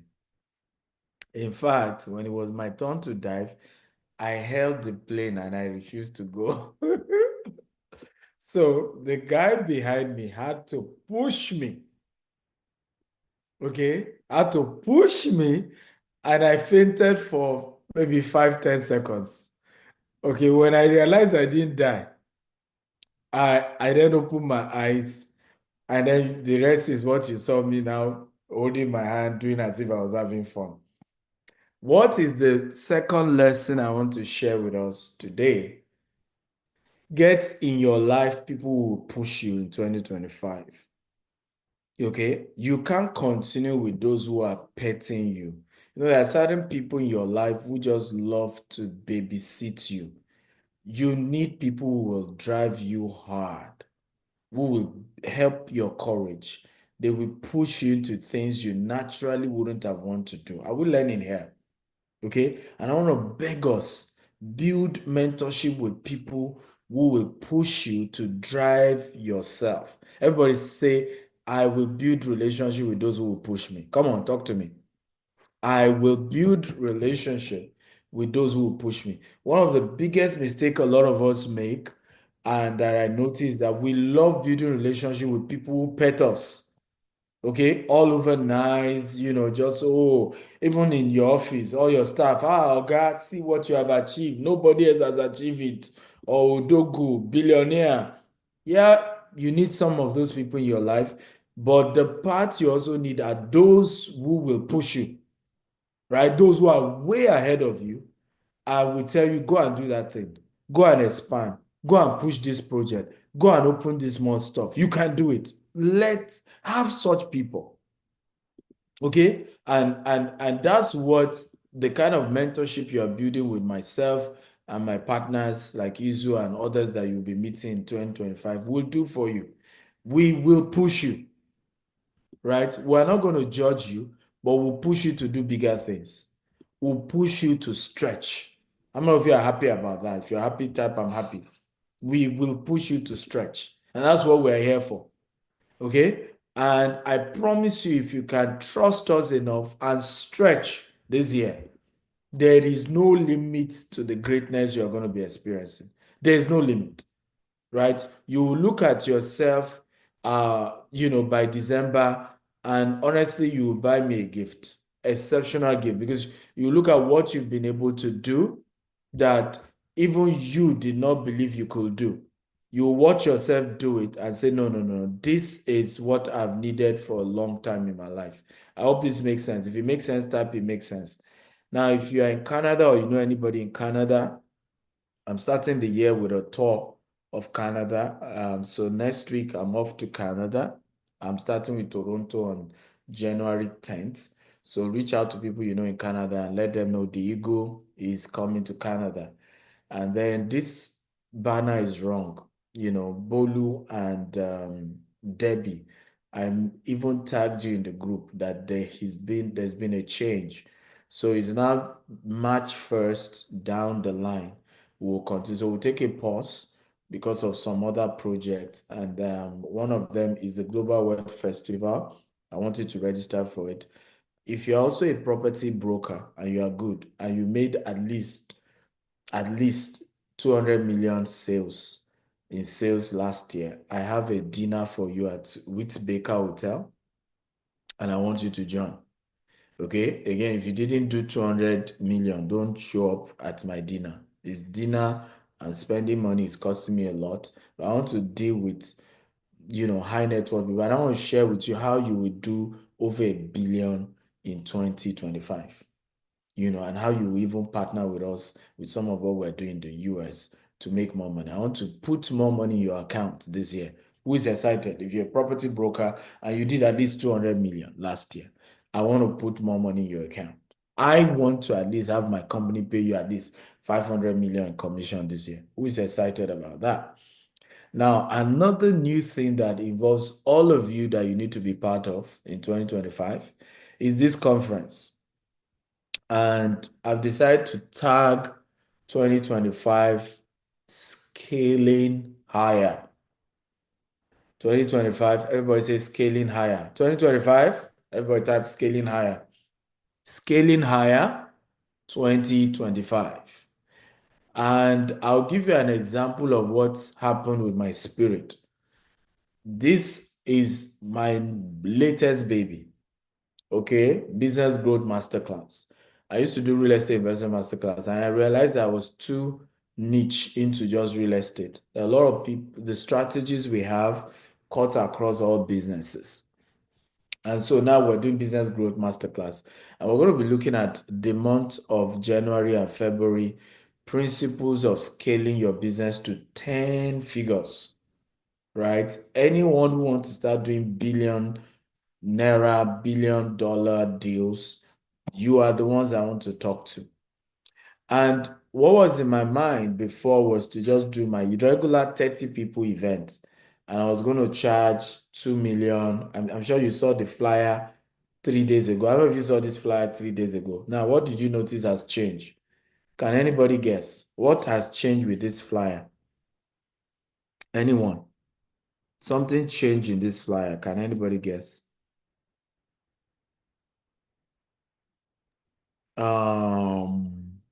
First thing, Huh?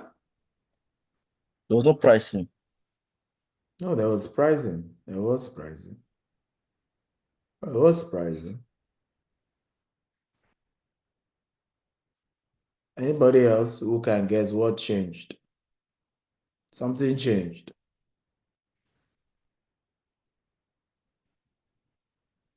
Okay. The price changed. So when you say there was no price, there was price. The price changed. It used to be 1 million, 2 million, and 4 million. Now we have early bird for as low as 250,000, 500,000, 2 million. And so while I was meditating, I told you I meditate a lot.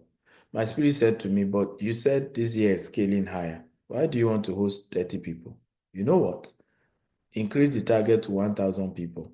And the least you want to see there is 300. So I'm going to be doing billboard, you'll be glad to know, for this conference. I'm going to be doing billboard all over Lagos, all over Abuja. We're going to be doing CNN adverts for a week. We're going to be doing channel television, Rise Television. Yeah, all over. Come on, everybody, say scaling higher. Okay? Again, I love my sessions to be very practical. I don't believe in teaching you something I'm not doing. Okay? No. I'm not into that. I want to teach what is happening to me. I want to be as vulnerable as I can so that you can learn as well. Okay? So we also have this family finance conference also taking place in March. Then the Doha event, because of the changes we are making to the masterclass, is now going to take place from 22nd to 26th. Okay, 22nd to 26th is now the date for our Doha retreat. And it's going to be great and you don't want to miss it. Now, don't forget this. I always teach you this cash flow quadrant. So number 4 that I'm teaching you today, take care of your personal finances. You see, what messes us up as CEOs is when we don't do what is in this. When you are still self-employed and you think you're a business owner. Okay?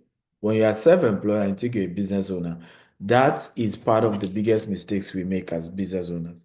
So I want you, everyone watching me this year, whether you even think you're a business owner, even though I will argue you are self-employed. And when you are self-employed, you are still in the category of 95% of people only controlling 5% of the wealth in the world. I want you to move to this right corner, which is investment.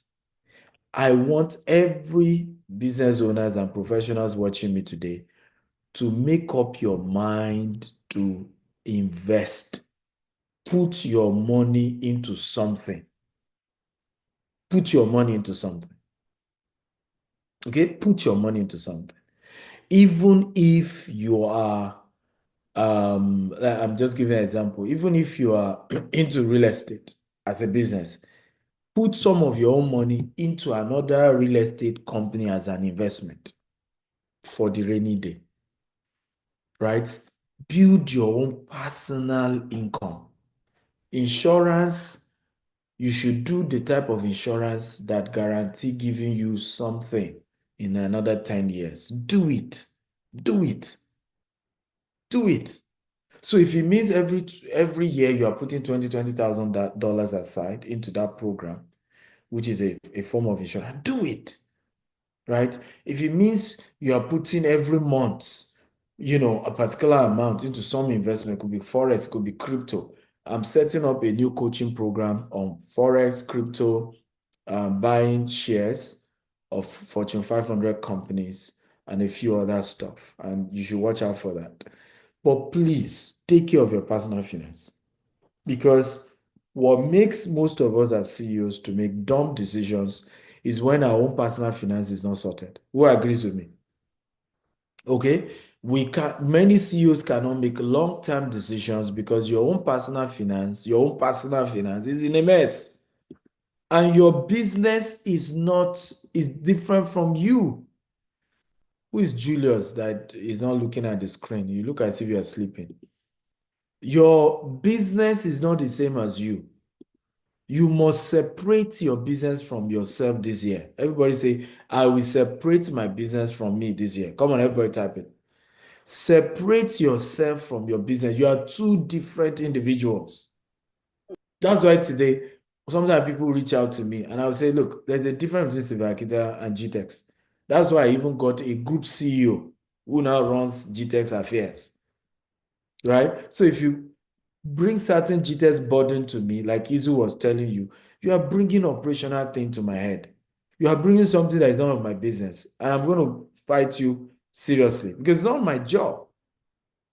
I have employed people who run day-to-day of the business. So there's a difference between Stephen Akintayo and the company Stephen Akintayo own. And the company Stephen Akintayo is a major shareholder or even a minor shareholder. There are two different people, Stephen and the companies he owns. Can everybody type? There's a difference between me and my company. Everybody write it. So write your name and say there's a difference between your name and list your company as well. Come on, everybody do that quickly. Many of us who even work for companies don't have that mindset. It's different between your company and you. So sometimes you see people say, hey, your company, they've not paid that. I say, no, it's my company that owes you, not me. I don't owe nobody. I don't owe not one mortal man.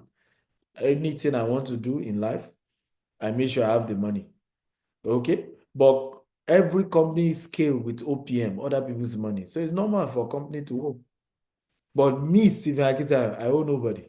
And it's a rule, it's a personal rule. I don't even owe people, right? But companies do business, they do transaction. Those ones are normal.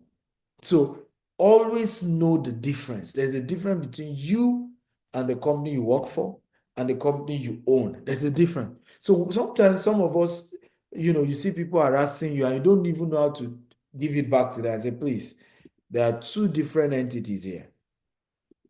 Okay? The company and me. Yeah, people always mix the two, but at least you don't mix it, right? And if you don't have this well structured in your mind, you always attribute every challenges your company is facing, you label it yourself. And you are two different people. Okay, are we learning? So build your personal finance this year. I'm begging you. Very important. Your business should be separate. Your own personal income and investment growth should be separate, right? Like I said, don't envy my wealth, envy my sacrifices. So empowering your vision, okay, with actionable strategies. Let's go quickly. Number one, power of accountability partners. Grow your network this year. What am I saying? I want you to enter the league of rich people. So I'm giving you an assignment. Please, everyone, let me just ask quickly. Can you state, are you a millionaire? Are you a billionaire? Are you just state who you are. If we are to sum your company income, right? If it's worth ₦1,000,000, just type ₦1,000,000. If you worth 500 naira, type 500,000. If it's worth 10 million, type 10 million, 20 million, 100 million, 1 billion, type it. I want everybody to type in the chat box quickly. I'm waiting because I want to give you maybe the first assignment today. I think I've given some other assignments, but maybe this will be the first or second assignment for today. So, for example, someone says worth 200 million. Good. Now, can you do me a favor to choose 7 people? I'm using Mr. Talabi as an example. Can you do me a favor of choosing 7 people this year that is worth 5 billion? Can you do that for me? That own companies that is worth 5 billion and choose to be their friend. Go to their house, send them a gift, right? Just do them things that will just make them love you. I hope you know you can give your way to people's heart. I hope you know. Like you can so spoil people that You will just feel guilty not bringing you closer. So they will be forced to start. I hope you know that. I've done that for somebody. If I was just reading the person's message, sending me, I did not even know my people still drop hamper because I know several other things. We sponsored the person's events. We also I made donation to person's charity. Are you learning at all? And then my team still sent hamper. So I just sent the person New Year message to greet the person. The person said, God bless you, my brother. By the way, I got the hamper again. Oh, God bless you. You see. So do you think such person will not invite me to their house? Right? Do you think I will have questions and the person will say no? One of my mentee who is too bloody, he learned it from me, but even me now, I need to come and learn from him. Is what's his name? Give me the name. I think my team knows his name. Enoch. Aha, Frank. Oh no, Enoch will mess you up. People have been sending me gifts all my life. My wife has never been jealous. This time around, my wife had to say, this your mentee, is it only you that they give gift to? They don't know your wife is also playing a role. I remember the one-on-one session where I taught him this. So he was sharing with me how he lacked funding for his business. And I said to him, how many houses have you sold? Because he sells houses, he was an agent. And I was telling him to go into development, that he needs to start building properties. So he said, how will I get the money? I said, how many people have bought houses from you? He said, maybe give and take almost 100. I said, 100 people bought houses. And some of them, I said, go and meet the agent. Even if you don't have their number, because sometimes I have 2 agents, 3 agents. I said, get all of them's number and send all of them a gift. And then request for a meeting with them and say, I sold your houses to you. I was the agent. I've decided to start my own. I want you to invest. I can assure the result he got messed him up.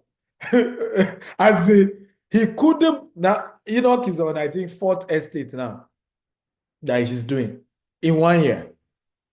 So now he's overdoing it. I think I need to tell you to stop sending me gifts. He's overdoing it. Okay? So don't tell me that, all these rich people will not be my friends. Send them a gift. Send them a gift. Spoil them with gifts. And keep sending until they open their door. So when you see the scripture say, the gift of a man make room for him, that's what he's saying. Send the gift. Send a gift. Be thoughtful. And don't just send any gift. Think through it. What gift will be special to this person? It's not about how expensive. I don't have the resources to be doing certain expensive gifts, but I will shall do it. And I'll do it again and again and again until I get your attention. Are we learning here? Okay? Are we learning? Some of you, my boss doesn't like me. My boss doesn't like me. My boss has not promoted me. Stupid talk. Stupid talk. When last did you send a gift to your boss? Stupid talk. When last? Right? Even when your boss cannot be partial to you, do you know he will start teaching you some secret to the business so that you can excel in that career? Are you aware? Are you aware? That your boss can be doing private coaching because he cannot circumvent the way. Particularly if you have a boss like me, I don't care if you like give me gift from now till tomorrow. You must get the result everybody else is getting to qualify for promotion. But where can I help? I can start paying special attention to you. I will send you private messages. Have you done this? Have you done that? Okay, why not make this move? You will increase your sales. Am I making sense? That's how I can help you. Okay, so that when you now get the result that everybody can see, HR will be the one to reach out and say, Chairman, this person qualified for promotion. And so it wasn't as if I circumvent the rule for you to be lifted. Am I making sense at all? But are you aware, many of you who are C-suits here or professionals here, that that's where you are missing it? Your boss, when last did you send a gift? Now, some of you are working as salespeople in your company.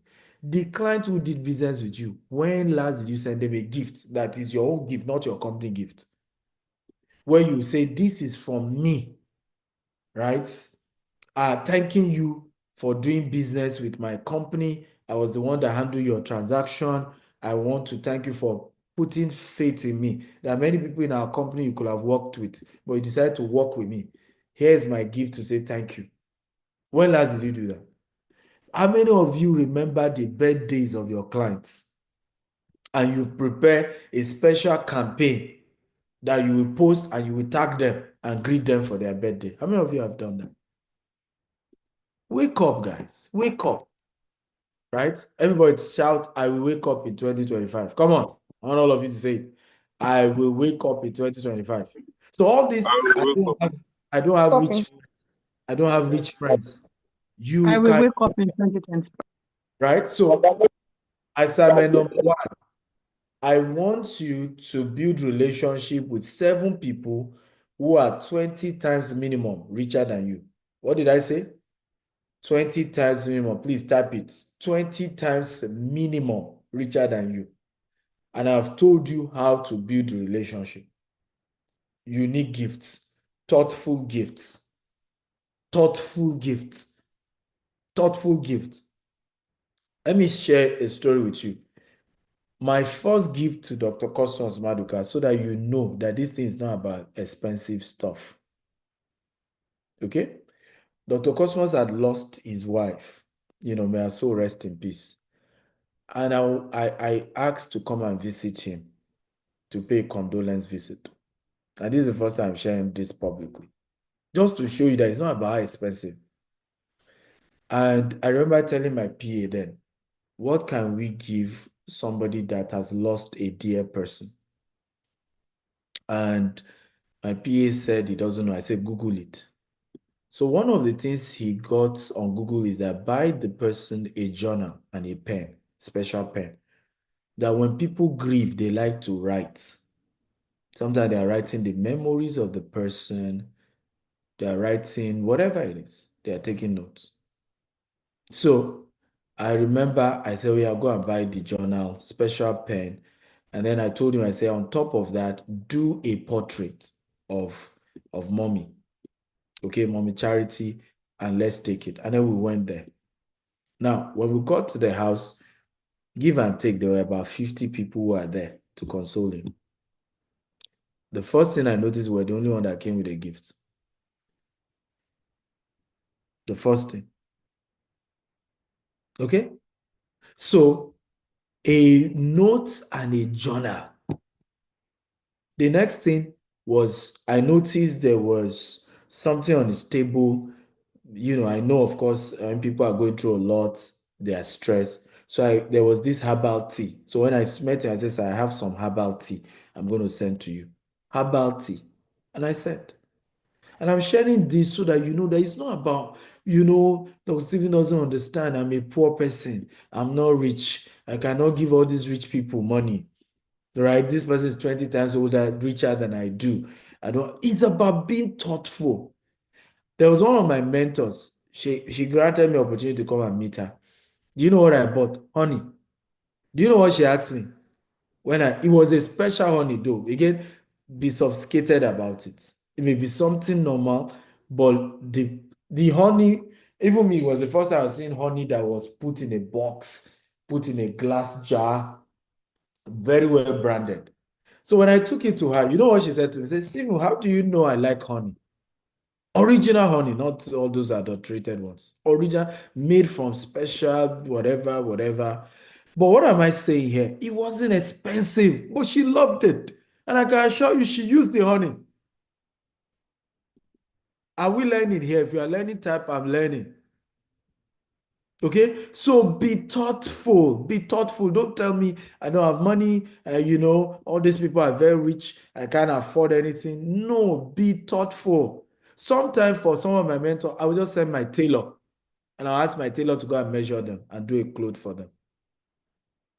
Yeah, little things. And I remember one of my mentors was speaking at my conference He said, this suit, he said, Stephen, should I tell them? I said, yes. He said, this suit I'm wearing at this conference, Stephen Taylor sold it for me. He's so proud of that suit because it was so, I mean, of course, it was bespoke for him. Are we learning here? Are we learning? I'm teaching what I'm doing. So these are not, what I'm not doing. Practical things I'm doing. Next, that I will share quickly. So grow your network. That's why I'm asking you to get 7 new people. Grow your network. Grow your network. Even here in Houston, the first set of people I started connecting were high network people that matter. There's no point. It doesn't mean you should segregate, but still be intentional about building relationship with people at the top. Number 2, how to build support system. Okay, join forums. Still on that network. Join forums, join community, join a church. In the church, join a community, join a golf club, join a polo club, join something. Join Stephen Akintayo mentorship program. Join it. We now have opportunity for you to even join for free if you qualify. Right? $20,000. I'm giving 40 CEOs opportunity to be mentored by me for free. But your business must be $100,000 last year, and you must show me evidence. If it's not up to $100,000, go and pay. If you don't qualify for that one, because your business is not worth $100,000, I have the Stephen Akintayo University, which is for startups. And I'm giving 2,500 people for free. Are you happy to know that? 2,500 people for free. Ikena, can you share the link? I made a post with a write-up. So the process is very simple. I think I've posted in the group as well. Did I post in the group? Yes, I posted in the CEO group. So please go. The process is very simple. Click the link to whichever coaching you want to apply for, even if you don't have money. It's the first time I'm doing this, right? Click to the group and tell 10 people to recommend you. Okay? Someone will say, why should 10 people recommend you? I want to teach you how to canvas. How to canvas. Tell you, okay, you don't have 10 people in your life that can recommend you in my chat box. Right? To go to my Instagram and say, I'm recommending so person for this mentorship. 10 people must recommend you. Because listen, I only also want to mentor people who have influence. Is to now grow your influence. I have been mentoring for years, people at the bottom. I realized that, Oga, you need to start from the top too. You need to start from the top and help them now move to the next level. Have something. You can't have 10 people recommend you for something. That tells you are not influential. And that's what you need to break first. Your shyness, your inability to converse. You want to sell a product of 1 billion. You cannot converse. You must be joking. Can't you see how Elon Musk does it? Don't you see the drama, razzmatazz around his launching robots? And he's getting people to invest. Don't you see how he goes to all those Saudi sheikhs to come and invest? Don't you see the drama he creates around the launch of his product so that he will get more investors? Wake up! You have to show up this year. Show up! So what's wrong with you? Copy the link to that my Instagram post and post it across platforms, including CEOs in GTES. The same, you too apply. Because that you are my employee is not the same that you are my mentee. Apply. Copy the link and say, look, my chairman wants to mentor me this year. Recommend me to be mentored. You must build certain things. Ikena, please share that post. People are asking. Share it. So if you are getting something from me for free, at least let me tease you to do small things here and there now. Here and there. Let there be 10 people who recommend you. That's requirement number 1. Number 2, send me your profile, your personal profile separate, your company profile separate. Number 3, send me evidence that your company has done $100,000. That's it for you to get my one-on-one $20,000 coaching for free. Now, if you can't qualify for that, join the Stephen Akintayo University. We have courses by Grant Cardone, John Maxwell, Brian Tracy, Robert Kiyosaki, everybody. coaching videos, courses. You write exam after every course, right? And I'm giving you 3 months free, worth $1,000. And you join the club as well. You can join the club as well. And every month I'm having sessions with you for free. Just make a donation of any amount to our charity because we are building a food bank. And I'm targeting for my birthday to do one of the food banks. Okay? So, ladies and gentlemen, this year, join a club. Join a club. Like I said, the reason why I made it minimum people are doing $100,000 is so that the club can also be rewarding. That the quality of people in the club, even the business you start doing amongst yourselves, right, will begin to turn your business around. How many of you think this makes sense? So it does not make sense to merge $100,000 businesses above with those whose business is less than $10,000. Do you agree with me? It's not fair. You need people to meet each other at their level. If you agree, type I agree. They need to meet each other at their level, right? So if your business is not yet $100,000 and above, you to work hard so that you say 2026, I'm joining Dr. Stevens $100,000 and above business club. Do you think that makes sense? But let me start with the Stephen Akintayo University, which is still for those whose business is $10,000 below, $20,000 below, at least $100,000 below, $99,000 below. Okay? How many of you think this is good? So we're giving 2,000 people access to Stephen Akintayo University for free. That's practically giving you. Can someone multiply $1,000 by 2,500? That's $2.5 million given for free. Okay? And I think that's good enough. If you multiply the $20,000 as well times 40, how much is that? How much is that? Huh? How much is that?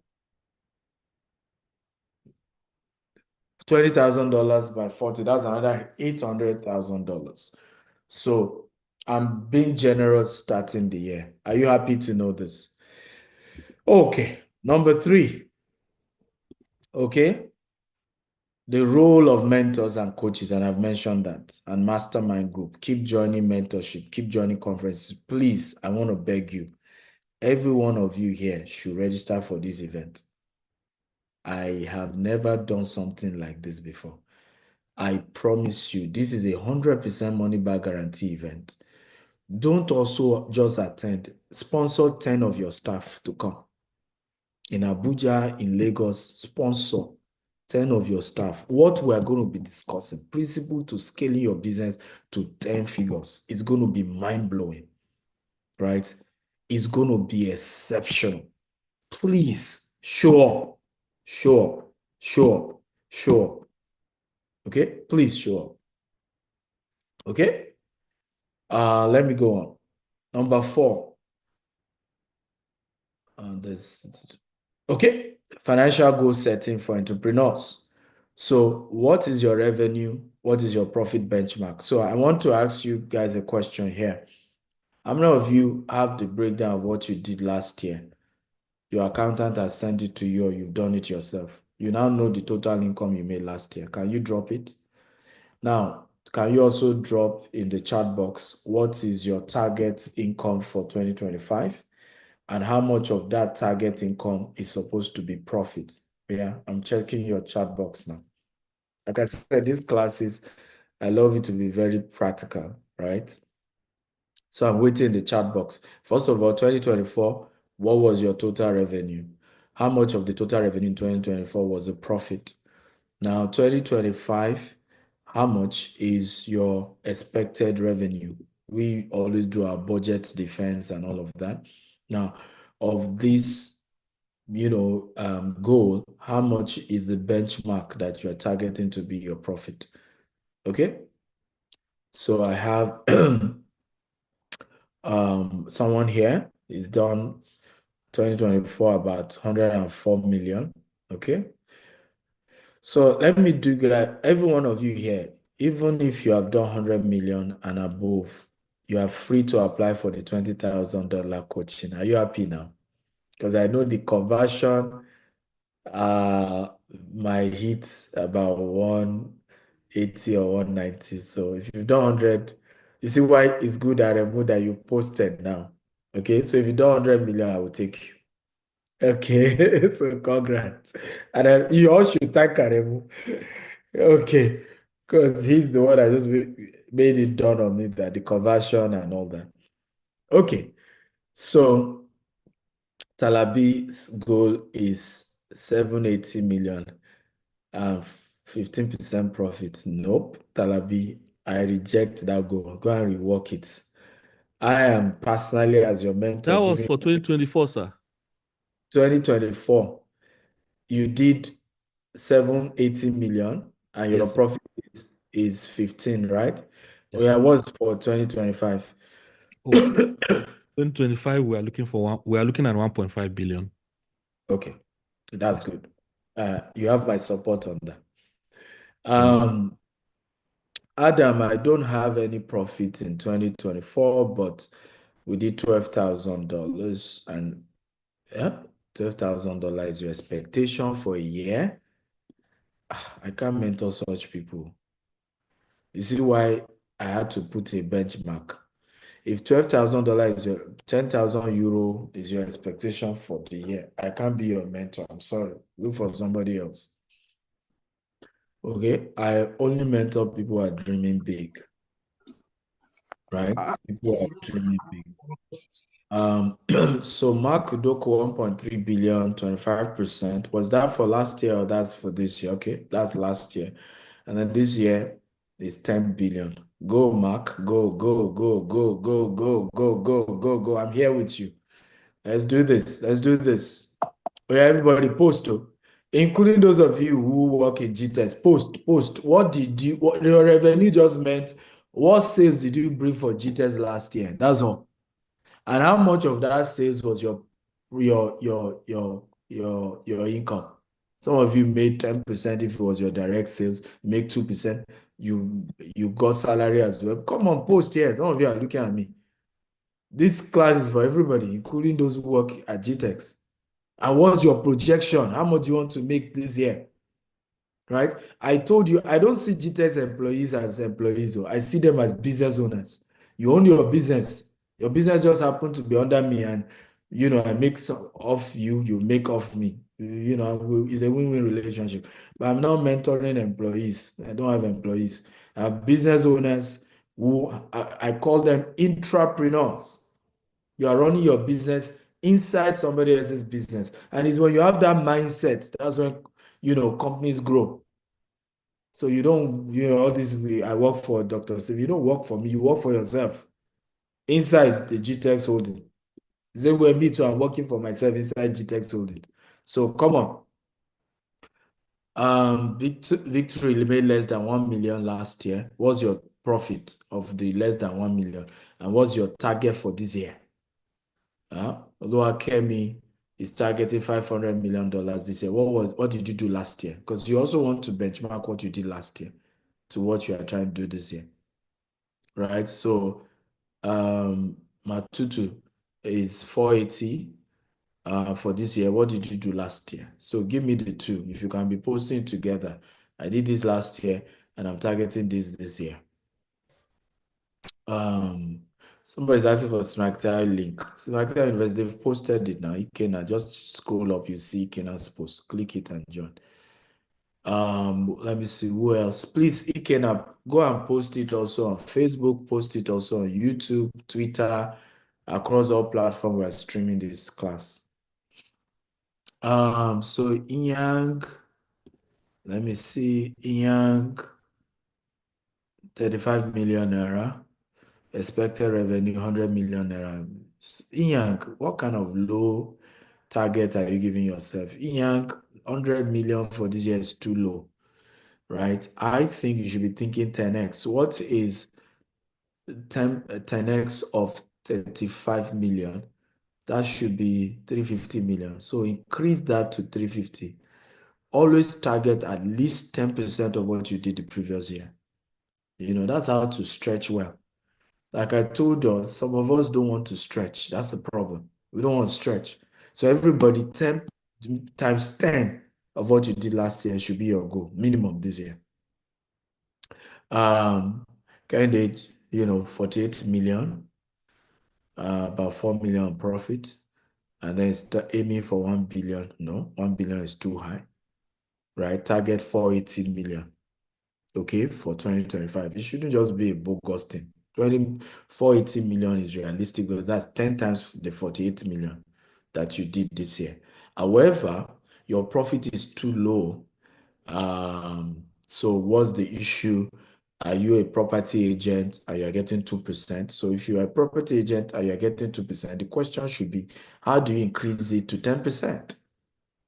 Right? Let's even assume you have a commission of 2%. Go and ask the developer and say, what can I do for this commission to increase to, maybe it was 2%, to increase it to 5%? Go and ask your partner, right? If you are working in GTES, I'm your partner. So come and ask me, Dr. Stephen, what can I do to have a higher, commission? And I'll tell you, right? So, for example, how many of you agree with me? Let's just give a practical example. Somebody did 1.2 billion, Jessica, last year. If Jessica can assure me she will do 12 billion in 2025, you think I'm not willing to give her more commission? I will. The highest I will say is that the bonus will come after you hit the 12 billion. You see now, to encourage her to work hard towards it. So be willing to step up your game, guys. Be hungry. They say I'm into fashion. Fashion should have more profit. Fashion is not tangible now, for Christ's sake. Fashion is not tangible. The same clothes that someone will sew for me for 100,000 naira, Vodi will charge me 1 million for it, and I still pay Vodi. The same material. Okay? So the question is, how do you build your brand? Oriade Kende. People, when it comes to fashion, it's about name. They are by name. Kende, enter my coaching class. Find a way. Enter. Go and tell Ike now, we do flexible payment. Let me even do one session with you and scatter your brain first. Just let me do one session one-on-one with you and scatter your brain to see what is possible. Okay? To see what is possible. So don't tell me that profit margin of 4 million you did for 35 million or so, and then you made 4 million in profit. That's too bad.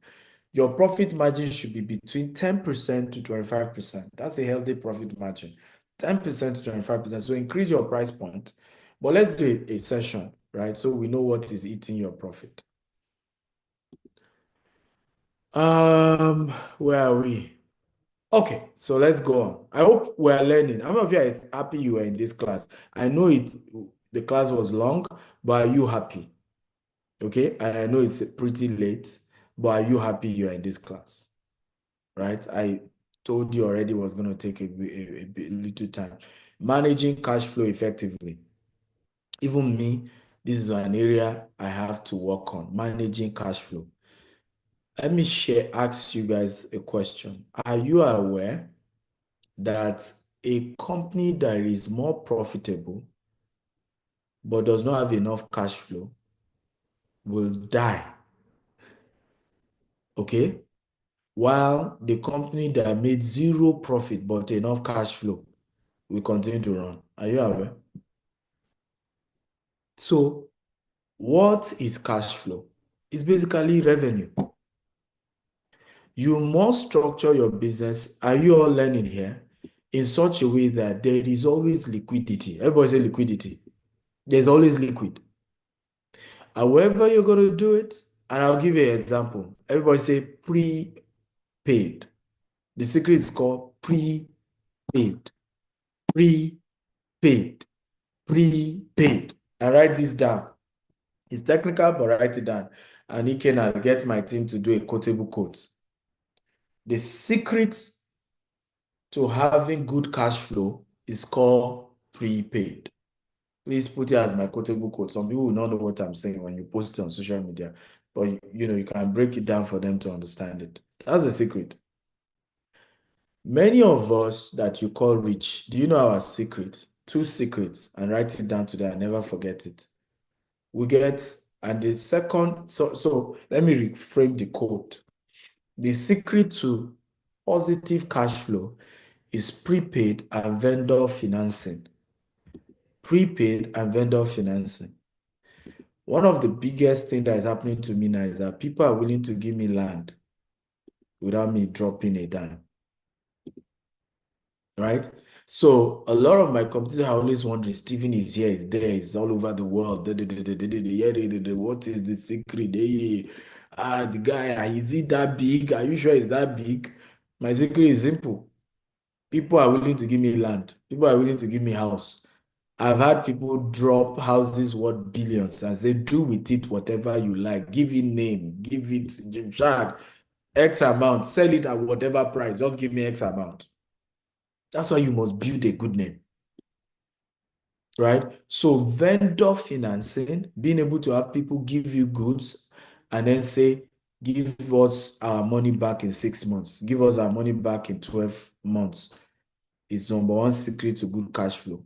Number 2 secret to good cash flow is prepaid. Getting the clients to pay you ahead of having the product. I was shocked when the customers told me that people paying for rice 12 months ahead. Sometimes begging them to take their money and stop crediting the company's account. Can you believe that? And here the people pay, governors, state governments. So we're not talking of any other people. Minimum order. Some of it is 1 billion.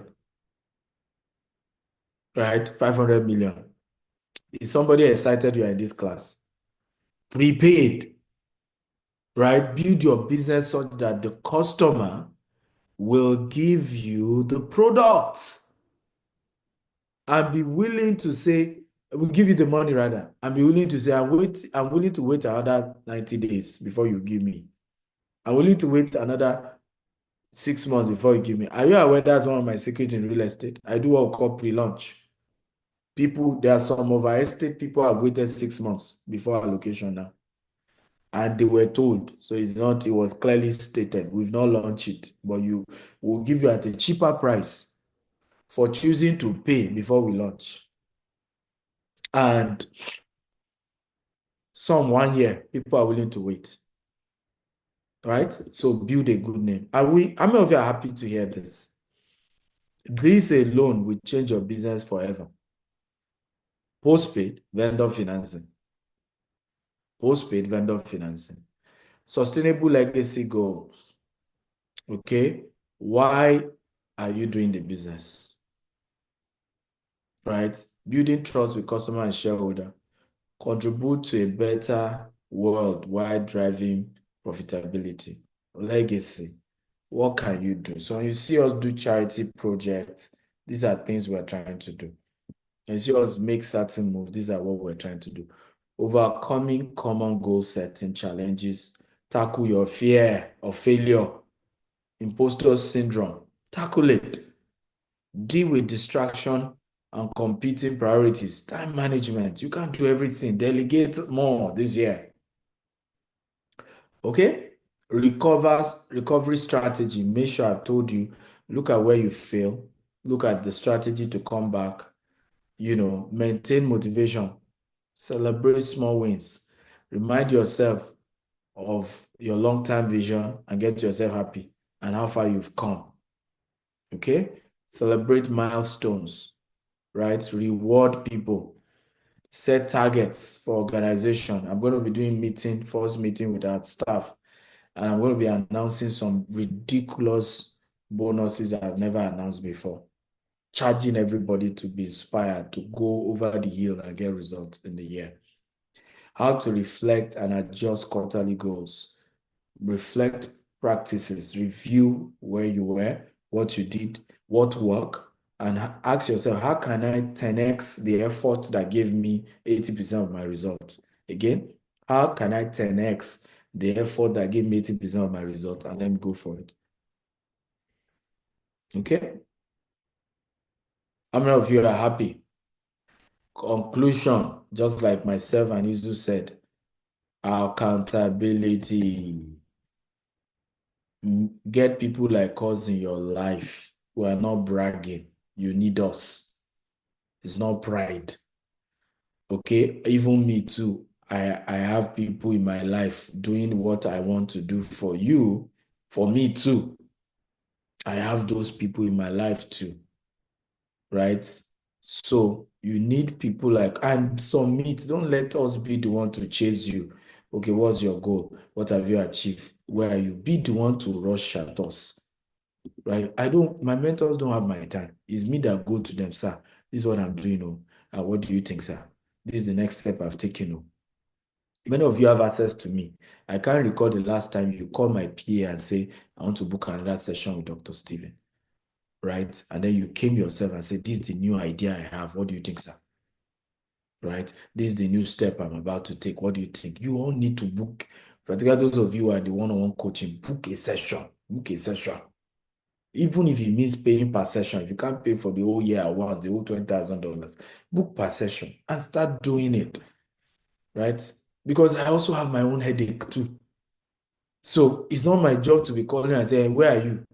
Alpha, what have you achieved? No, it's you that will come and say, I'm here, oh. Right? This is the step I've taken so far. This is what is happening. This is where I'm going. And I look forward to seeing you achieve an unusual result in the new year. Can I get an amen? So one of my major dear projects is I'm setting up food bank in Lagos, Nigeria, and in US. I'm starting with the one in Lagos. And for my birthday this year, that's all I'm doing. I want to feed people in our food bank. We have investment here in the US. You can think of, some of you haven't done any investment with us to get returns, right? Aside running your business, these are things to put your money into. You get returns in dollars, you invest in dollars, and you just need to have those, things you've put your money. We have land, you can buy 1 acre now, 1 plot in US. If you put these things in your balance sheet, it changes how people see you, sir. It changes the perception, please. Okay, I wish you all the best in the new year and wishing you all the best of God in the new year. So let me play this video and then we take questions. But once again, are you happy? Dr. Stephen Akintayo is a globally renowned investment coach, real estate mogul, and philanthropist of African descent.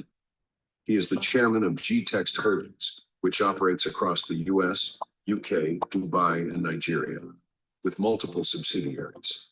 He is also the founder of the Stephen Akintayo Foundation, SAF. He's a member of the Forbes Business Council and a recipient of several prestigious awards, including the Forbes Best of Africa Leading Investment Coach and Real Estate Mogul by Forbes Best of Africa Award, 2023. Dr. Akintayo spearheads a $200 million expansion project in the US, solidifying his impact in global real estate. His vision is to control 25,000 green and smart homes across 4 continents and have a real estate portfolio of $40 billion under management by 2035. Through the Stephen Akintayo Foundation, he aims to empower 1 million entrepreneurs by 2050, offering grants and mentorship to drive financial independence and sustainable development. An advocate for wealth creation education, he founded the Stephen Akintayo University and authored 45 books, including Billionaire Habits. He hosts investment chat on Rolls-Royce and other influential platforms, featuring global thought leaders. Despite humble beginnings in Maiduguri, Nigeria, Dr. Akintayo overcame adversity to build a multi-billion-dollar empire. He holds degrees in microbiology, strategic leadership, real estate investment, and is a Harvard alumnus. Driven by social impact, he launched the Mercy Food Bank, aiming to feed 1 billion people by 2050. Dr. Akintayo loves adventures like travel, skydiving, scuba diving, hot air balloon experience, swimming and golfing, and many more adventures. He's married and blessed with children and continues to inspire through his transformative vision, leadership, and philanthropy. To invite Dr. Stephen Akintayo for a speaking engagement, kindly visit www.stephenakintayo.com/booking or email ea@stephenakintayo.com. Ikena, please, is John there? The aspect he needs to edit is under Stephen Akintayo University. You should add the images of the facilitators. The facilitators at Stephen Akintayo University, John Maxwell, Brian Tracy, Robert Kiyosaki, Grant Cardone, Ryan Sahant. You should add their images while they're facilitating at the SAU. Okay, that's the only part I think you should adjust. The rest is perfect. Good. Noted, sir. I want Thank you, sir. you guys to tell me what's the difference between the two videos, because that's the first thing I want to teach you today, which is build your profile. Do a video profile of yourself, whether you're a C-suite executive, whether you're a business owner, and make sure it's played wherever you are doing public speaking. You should post it on your pages as well. People should see your growth. But who can tell me the difference between the first one and this new one? Yeah, Valerie. I don't think you didn't show us. We didn't see it. We heard it, but we didn't see it. You didn't see my video? Mm-mm. Are you kidding me? Oh, that's a shame. I don't think you were sharing it. Yes, The video yes. showed I up. couldn't see it. Didn't see it. Yes. Okay, so I'm playing it again. Dr. Stephen Akintayo. If you can see it up, I can see it. Real estate mogul. Can see it now. Of African descent. He is the chairman of G-Text Holdings, which operates across the US, UK, Dubai, and Nigeria, with multiple subsidiaries. He is also the founder of the Stephen Akintayo Foundation, SAF. He's a member of the Forbes Business Council and a recipient of several prestigious awards, including the Forbes Best of Africa Leading Investment Coach and Real Estate Mogul by Forbes Best of Africa Award, 2023. Dr. Akintayo spearheads a $200 million expansion project in the US, solidifying his impact in global real estate. His vision is to control 25,000 green and smart homes across 4 continents and have a real estate portfolio of $40 billion under management by 2035. Through the Stephen Akintayo Foundation, he aims to empower 1 million entrepreneurs by 2050, offering grants and mentorship to drive financial independence and sustainable development. An advocate for wealth creation education, he founded the Stephen Akintayo University and authored 45 books, including Billionaire Habits. He hosts investment chat on the Rolls-Royce and other influential platforms, featuring global thought leaders. Despite humble beginnings in Maiduguri, Nigeria, Dr. Akintayo overcame adversity to build a multi-billion-dollar empire. He holds degrees in microbiology, strategic leadership, real estate investment, and is a Harvard alumnus. Driven by social impact, he launched the Mercy Food Bank, aiming to feed 1 billion people by 2050. Dr. Akintayo loves adventures like travel, skydiving, scuba diving, hot air balloon experience, swimming and golfing, and many more adventures. He's married and blessed with children and continues to inspire through his transformative vision, leadership, and philanthropy. To invite Dr. Stephen Akintayo for a speaking engagement, kindly visit www.stephenakintayo.com/booking or email ea@stephenakintayo.com. Okay, so now that you've seen it, what do you notice is different from the first one and this current one?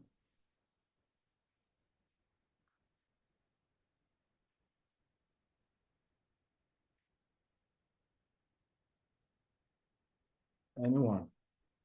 Everybody's quiet, suddenly.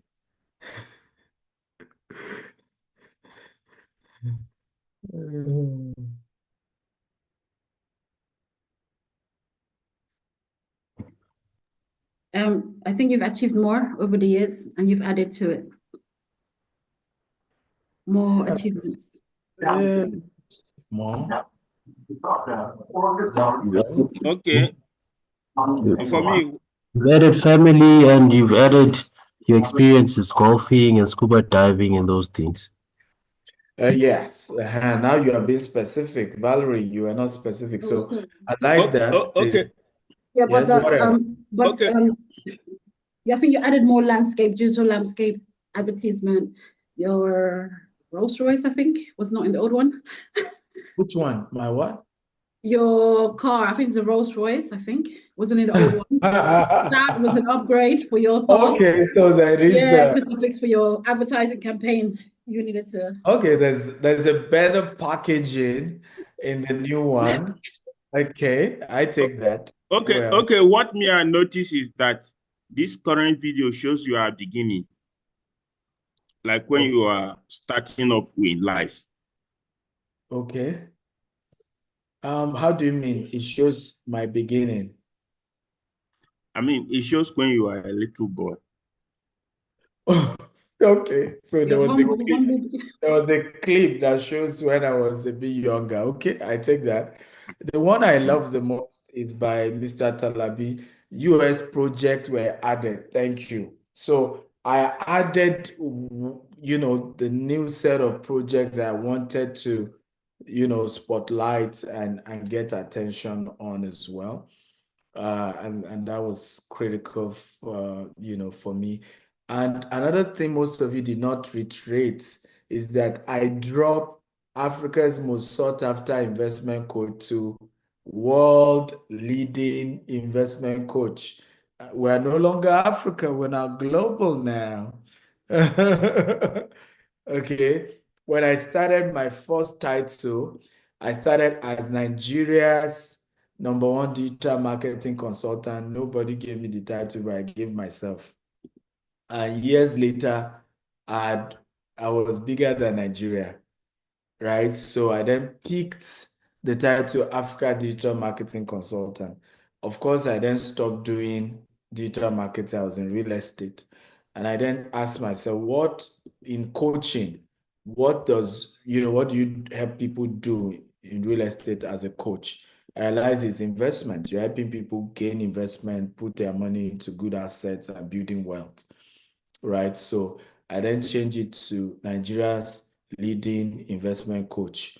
Then gradually, I saw that I was bigger than Nigeria. I moved it to Africa's leading investment coach. And today, ladies and gentlemen, with all sense of humility, thank you, thank you, thank you, thank you.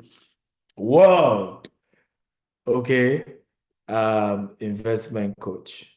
So I want you to do your version, and all of you in the various coaching club you belong to, if it's the $20,000 coaching club, drop it in the group, your new bio. Do the write-up version, do the video version, and drop it in the group.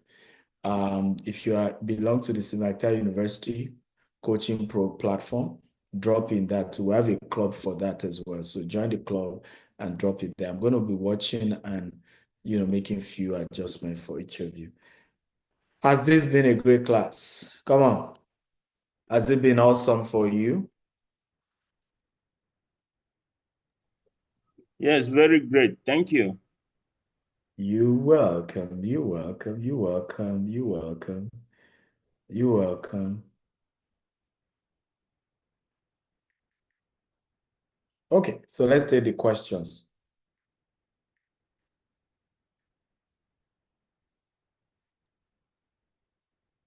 Good day, sir. Good day. State your name, what your company is into, and then go straight to your question. My name is Victor Bedford. I am from Xavier. I work there as a project management intern. So firstly, it's a privilege and an honor to be here. My question is, how do you, I know it's not something you talk about in events like this, but how do you transition from being just a salary earner to being an investment person? Because that's one thing I really want to do.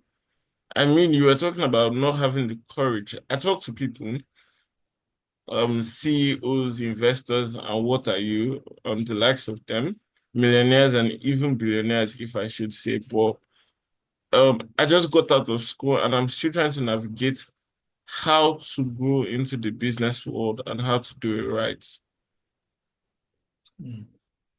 Okay, so I think first thing first, like I said yesterday, they don't catch latecomers in the school of success. It's not about how far, it's about how well. Some of us never had opportunity to work anywhere, and it haunted us for a long time. It stagnated our growth. Most successful um, entrepreneurs in recent times, when you look at co-founders, you notice that they've all had work experiences. In recent times, they've had opportunity to work somewhere, except for the likes of, even an Elon Musk cannot tell you didn't work at some point, right? Um, you know, but a lot have had opportunity, particularly the new generation of billionaires have had opportunity to work. Are you aware Microsoft has produced now over 4 billionaires in dollars who rose from being employees to becoming investors? So I think the first advice I give people when you are a career yet and yet you want to be an entrepreneur is the same thing, funny enough, I give entrepreneurs. Start investing. Just start investing. From the little, first of all, figure out how you can negotiate with your boss to stop earning just salary. Let me say that again. And this is for every employee here. Stop earning just salary. It's the biggest, in fact, if you can, if you are a professional here, if you can, make up your mind that you will not touch your salary for the whole of 2025 and put pressure on yourself to go and start selling so that you thrive on commission. Because that's the way to actually become an entrepreneur. Because you see, the major thing that is killing your entrepreneurial drive is that salary. Is that guarantee that at the end of the month, something is coming. Are you learning at all? So step one to really become an entrepreneur is to say, oh yeah, salary to hell with you, right? So negotiate where you work to say, can I get something if I bring customer for us? Right? Even if they don't do that. And if they agree to such, let that now be your major focus to say, I'm going to focus and give yourself a target. Forget what the company gives you. If they give you a target, multiply by 10 and stretch yourself. Guess what will happen? You will soon realize. You realize you can't do it alone. The first thing you realize, everybody hear this, is that you need a digital marketer to help you get leads because you want to market, isn't it? You realize you need to get some other individual marketers who still do whatever they do, but on their own are helping you to push your sales. And before you say Jack Robinson, you already have 10 employees without paying salary who are helping you bring deal for what you are selling. Okay? And you can then get a 10% and you split 5-5 with them. Are we learning at all now? And that's how you practice it. So if you do like this, in 5 years, if you really want to leave that company, you now have what it takes to leave. Because number one, you will not have been eating all your commission except you're a fool. So a lot of your commission will have been going into, you are buying land here, you are buying house here, you now own houses, tenants are paying you rent, you've put some money in crypto, some money in shares. So if you then resign and there's no guaranteed salary anymore, and you too maybe want to start your own business in any field, you will have enough reservoir to take care of you for another 2 years, even if the new business is not bringing money, which is really the biggest fear. So I've seen people leave GTEx, for example, and I'll be like, you are not ready. And they didn't know what I mean by they are not ready. I know they didn't have a 2-year guaranteed reserve. Okay. And then these people are telling they want to go and start their business. It's tougher to start your business in 2025 than it was in 2010. Who agrees with me? Imagine the guy I was responding to has worked out. Gen Z. I don't know if you agree with me that it is tougher to start your business in 2025 than it was in 2010. So when you hear some of us say we start our business 20, so it was a lot easier then. Some of us were even still students when we started. We still had some form of support, right? And so it's not a situation where you now have children, you have wife or husband, and then you wake up one day and say you are to help to salary. Hey. That's how it works, right? If you are going to start your own business at that level, you needed to have structured things in a way where you would have already built reserve to sustain you for 1 year, for 2 years, before you can now say, okay, I can go start my own company. But start that idea in the company you currently work for. Start it there. The entrepreneurship, start it where you are, right? The abracadabra you want to do it where you are, right? And I promise you, when you then start your own, it will be a lot easier. It will be a very easy ride. Very easy ride. Okay. Next person is Aremu. By the way, Victory, tell Izu we're doing Q&A. You can join back. Go ahead. Okay. Good evening, sir. Good Thank you. Thank you once again. This is my second time of attending your class, and it's really been great. So my question is, when we are talking about in the previous class, Mr. Izu said something about you hiring people. For example, now if I see you and you're driving yourself, that you're wasting much of your productive time. And listening to him today too again, and listening to you today, sir, means that we have to put structure in place, like hire people and all those things. I want to use myself as an example. So last year we made profit, but I didn't know we could make profit and still end up in debt. I realized I realized December last year. So the statement was saying we made profit, but the reality is saying that we are in debt, that we are owing people and all those things. So and this year, when we're about to start this year, we have not gone to the office this year, but I'm skeptical because about 3 of our staffs had to leave because I told them the reality of what is going on around those things. So now, in hiring people, and right now, we don't have the finances to even pay anybody right now. So, how do we handle that? When you cannot afford to pay staffs and you need staffs to actually help you drive the business and everything. So, how do we handle that? How do we go about that, sir? Good question. My answer to that is simple. You want to think of internship and volunteerism and NYC core members, right? And Izu is, for example, very right. I won't lie to you. I had to also open up to those who work in GTech to say, look, 2025 is a tough year. The data is there. It's not going to be easy. So what I have decided to do is to toughen up. Like it says, if you fail in the days of adversity, your strength is little. So I'm not going to enter 2025 deceiving myself that my year of goodness, my year of breakthrough, I'm entering 2025 say me and you, now one trouser we enter, right? Now I no grief for any 2025, okay? And when you come with that mindset, then you're ready for war.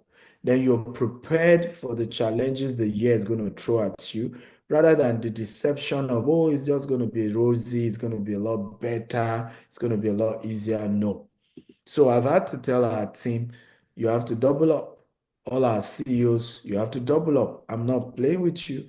And I had to fire some people before some of them knew I was serious.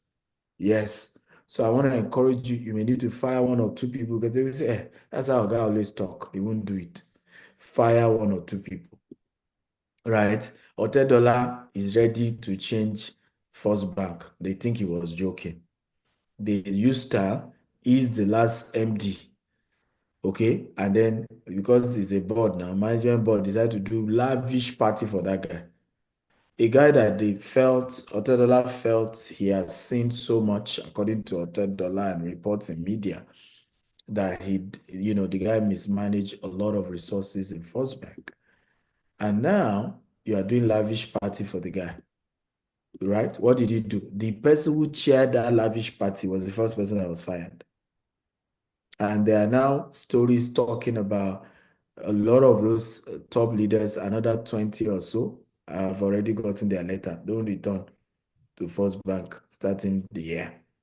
So you need to make an example. People, human beings were like that. Like Jesus said earlier, pain is how we learn. So you need to make one or two examples when they will now see that 2025 is not 2024. You can't pull your weights, you don't have a job. Okay, so I've had to make those moves. I'm addressing all our team worldwide tomorrow. We've been doing aggressive recruitment where we want to grow our staff strength to 500 this year. So, but guess what I'm doing? I'm reading the Riot Act to the old team. We need results. We want results. Okay, so everybody has to buckle up, everybody has to sit up, and let's move through the year, because I don't want a year that will be owing you people's salary.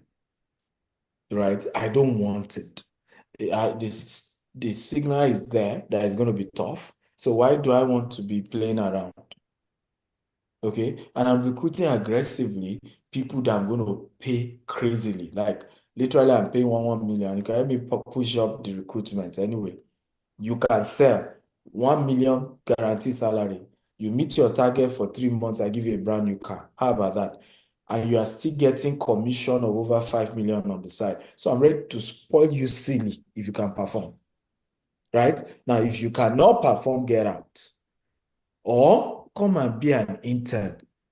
So that takes me to the second part of what you want to do. So those coppers, those interns, you yourself be training them.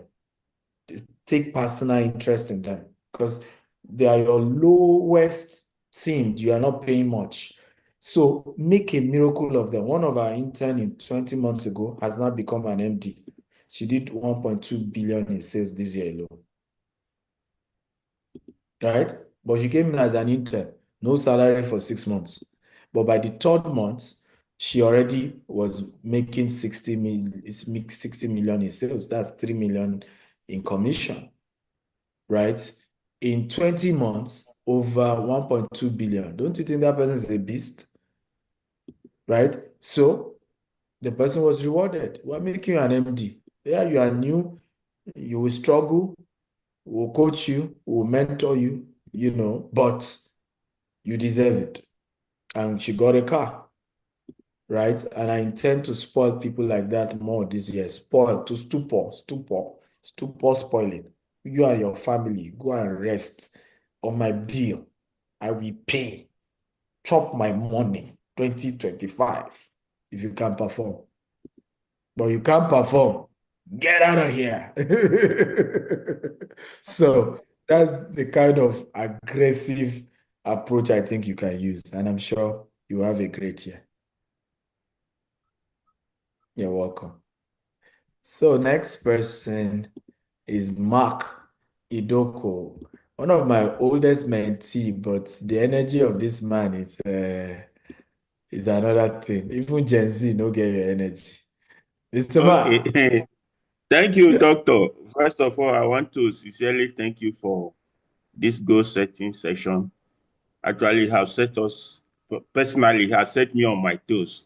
So I can't come back this year now and tell you stories. I think we don't have option than to do what we said we are going to do. So my question is like this: in trying to achieve your goals, how do you manage bureaucracies, government bureaucracies?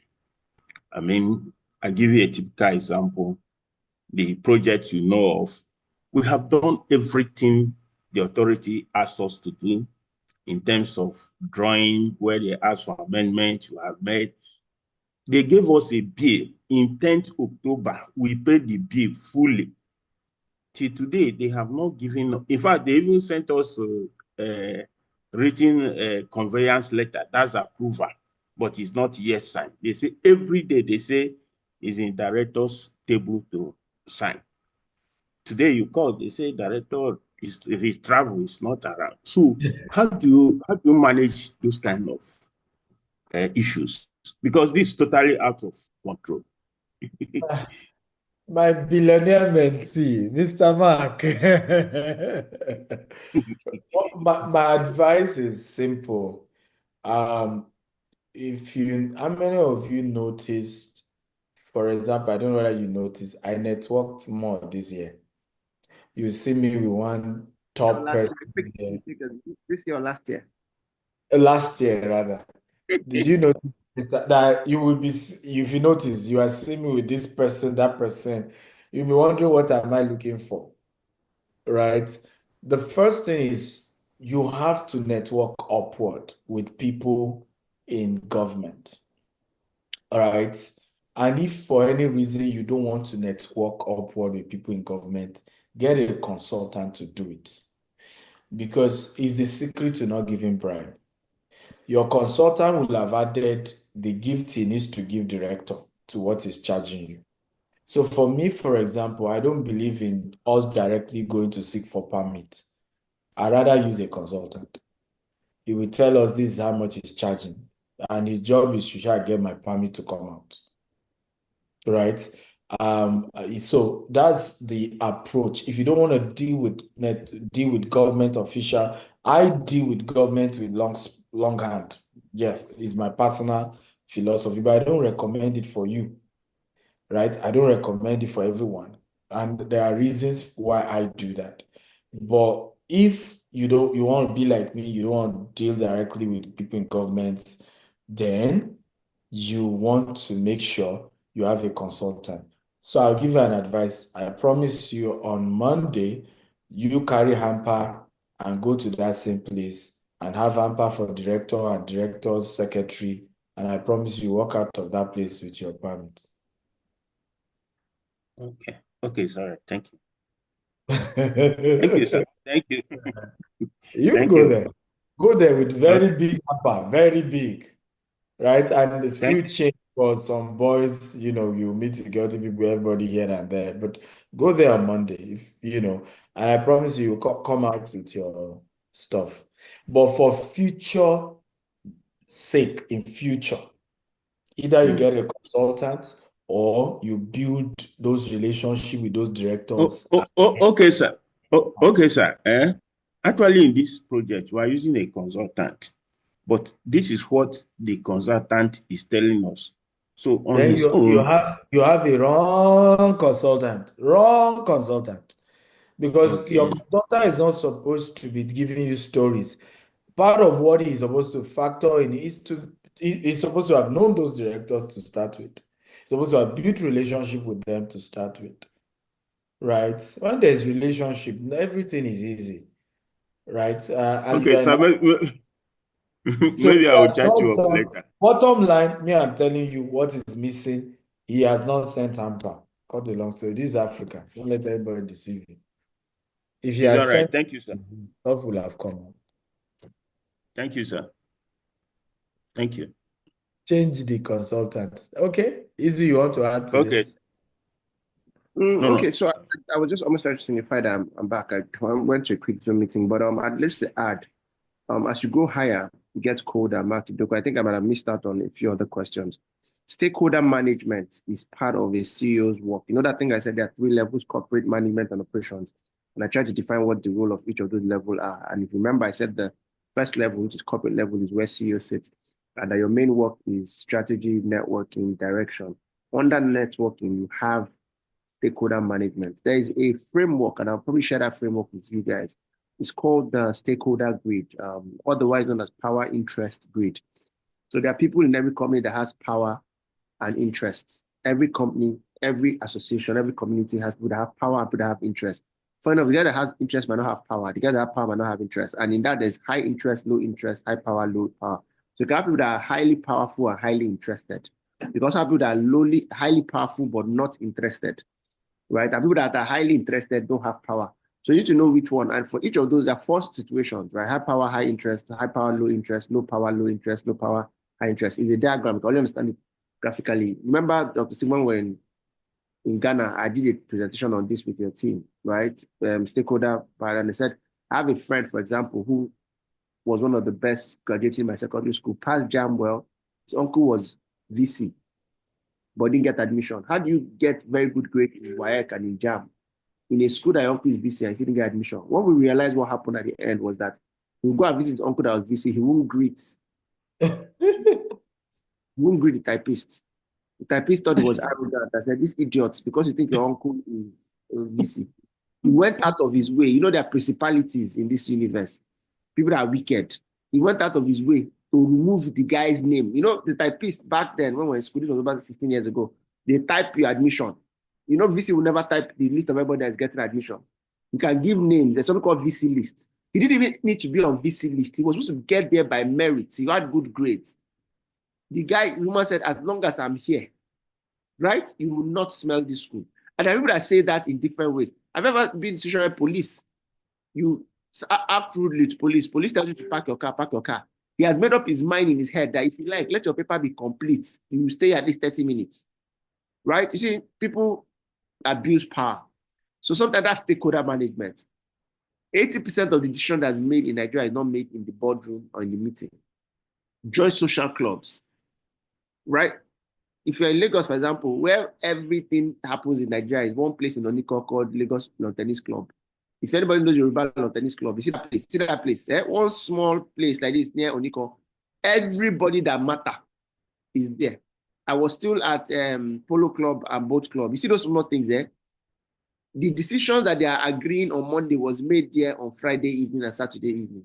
So stakeholder management, and if it's not your personality, front somebody that is his personality. I think that's what Dr. Stephen is saying, right? Like I always say, when people know people behind you, they treat you differently. You know that guy, the Oga boy, you know Oga. Dr. Stephen, you know what somebody told me of recent, and I said this publicly about you. He didn't know I knew you, and he was saying that, there's this, the guy's a real estate mogul, big boy, he sells, buys, he develops, he's based in Dubai. And the guy said, there's this guy, right? That guy, that Cosmos Monica gives him money. I laughed. I said, he said, he called, he's not from my job police. His people, they don't used to touch that guy. I laughed. But that's just how it works, right? Sometimes the only thing more important than what you're selling is what you make the buyer believe that he's buying, right? It's not my place to come and say whether it's true or it's not true. I said, if that helps his brand perception of the person in picture, better, right? The only thing more important than what you sell is what you make the buyer believe that he's buying. If you think you're a small body and you don't have the frame to be boss, then front as if there's a bigger boss that you have. I know a man that does this. I mean, if you already have the size and the weight and the 5 agbada that Dr. Stephen has, you might not need to do that, right? But if you are small framed, you haven't developed the eagle, not mindset. There's eagle mindset and there's eagle frame. You know, there's something called frame, right? Me, if I wear agbada now, you still will say, who borrowed this guy agbada? Because if you wear agbada, you say, Odogu has entered. You know, if you don't have that frame, I know somebody that is called in the it's called the boss is missing, right? I know somebody that front like he's a CEO that has a chairman. This guy is the chairman himself, right? Sometimes they say, okay, especially when you're dealing with police sometimes, right? So I hope I've told more like, but stakeholder management is a course everybody can take. I'll share the slide if you guys want to have a slide on stakeholder management. Because two people will enter a place, one person will get it, and that person will not get it. Don't forget that Jesus was dying, 2 people were killed with him on the cross. One entered heaven unmerited just because he associated himself with Jesus. Remember when one was talking reckless in the cross? I said, if your father, if you're the king of, if you claim you're God, why don't you come down from this? And the other one said, Baba, may I not get power to criticize you. And all of us, they die together, but remember me, your kingdom. Dr. You're a better Christian than me. Do you remember what Jesus said? Right? He said, that means even on earth, even in heaven, there's connection. After all, if there's no connection in heaven, how are you entering heaven? Because the concept of you entering heaven is through the name of Jesus, that you have accepted that Jesus died for you. Just by identifying, I hope you know that that's the fundamental. It's by connection that we enter heaven. It's not by our connection. So, that connection thing. Pastor is. I rest my. Pastor is. I like this one. I will use it. Preaching, sir. Thank you so much. Thank you. I appreciate it. Entering heaven now by connection of Jesus. By saying you know Jesus, that's the connection. And that's no one cometh to the Father except through me. That's what Jesus was saying. that without my connection, they see God, you're your own or you're lower, right? But say you know me, I go, even what the scripture talks about interceding, Jesus interceding in heaven for us, is the same thing. Say, Baba God, that boy It's still. lobbying. That thing is lobbying now. It's called lobbying. It's lobbying. Yeah. As Father, that's Stephen, forgive him, leave him. You go learn, right? So even Jesus is still lobbying for you and I in heaven, and that's what there are scriptures. Unfortunately, when many of us read the Bible, we're reading like it's Greek, all those, we are not able to really translate it to day-to-day experiences. I will highlight somebody in our organization. By the way, I don't know why he puts his title as head of activation. He's actually head of B2B and B2G, right? So that's the man's face. You can see he has beards. You can see how he looks like all these politicians, right? So in our company, because I like to deal with long hands with government and politicians, right? We then brought this man on board he has had the experience. He did it for First Bank when he used to work with First Bank, dealing strictly. He got those state government accounts, got all of that. So he has the experience. And so his job is B2B, B2G, interacting with other businesses on our behalf, interacting with government on our behalf. He likes to drag me. I've told him I don't want to be in those meetings. He should go as me. He has my backing. And so you could do that, right?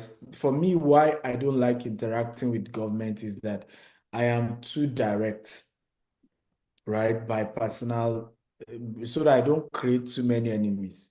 My yes is yes, my no is no, right? And if me and you agree yes, and you change it to no, I don't vex, right? So when you are that kind of straightforward guy, you may want to employ somebody with better experience, let him front, right? He can always, our guy is not around.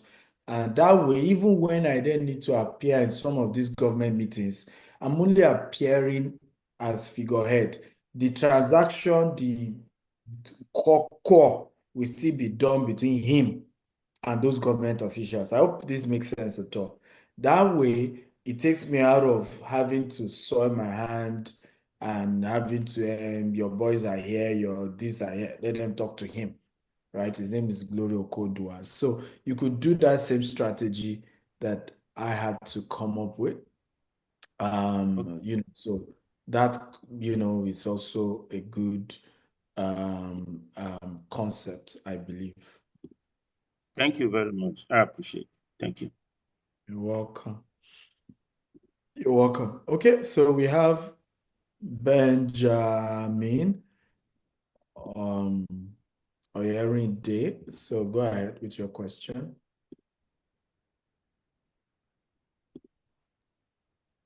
Yes, good evening. Thank you so much for the wonderful work. It's been a great experience. It's so enriching and it's worthwhile. Please, my question will be directed to Dr. Ilzu in view. And please pardon me if my question is not patterned the regular way. I just believe no knowledge is a waste. So my first question is, Dr. Izu mentioned how the currency in Sierra Leone is so poor.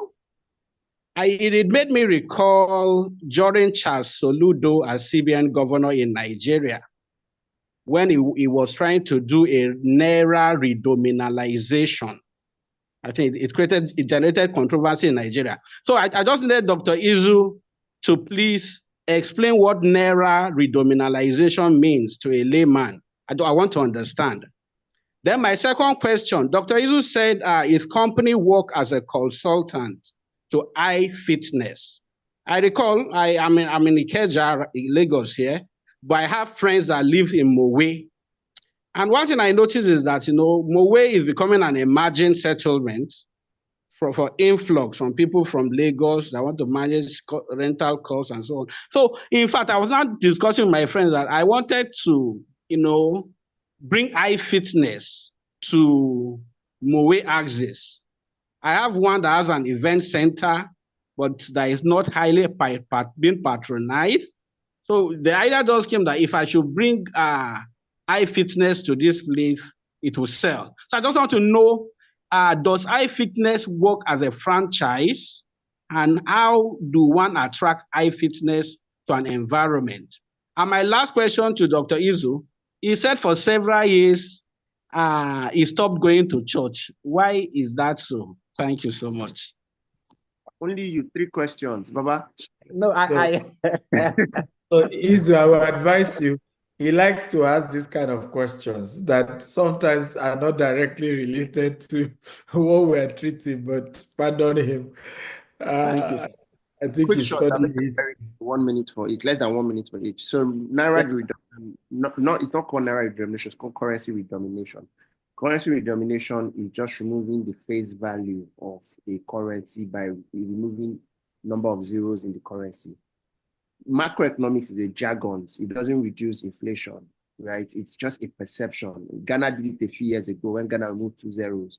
People now start thinking that, oh, Ghana $1. So for example, Nigerian Naira now is 1,600.